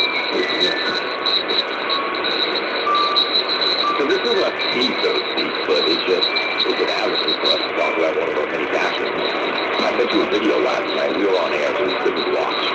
Like a Monday Night Raw promo between Seth between Roman Reigns, Seth Rollins and his brother, and the one chicken out with Punk. But it feels like that those two guys are going to be competing at WrestleMania for the World Heavyweight Championship. CM Punk's going to get his night 2 main event finally. What are your thoughts on the promo? Promo was gas. It's everything that I love about pro wrestling. Some people would hear us doing this show and think that I'm cutting promos at times with the cadence and the delivery. There's a nuance to cutting promos, and seriously, if there's somebody out there, I get emails here and techos, I'm like, how do I cut these things? Listen to some great WWE promos from the early 2000s in particular, and the cadence and the rhythm in which they speak with. People always talk about and rag on it, getting about how wrestling fake. What they do, man, they're the best performers in the world. About Roman Washington. Yeah, what do you think? Yeah, Roman is not here.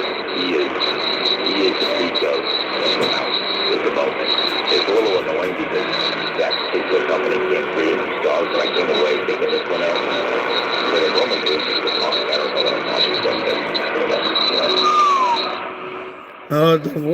watching. William Bowman. The voices in my head sound like this. Yeah, exactly. Same here. You know, when I go to bed, when I go to bed, excuse me. William Bowman, when I go to bed, I don't want to hear silence.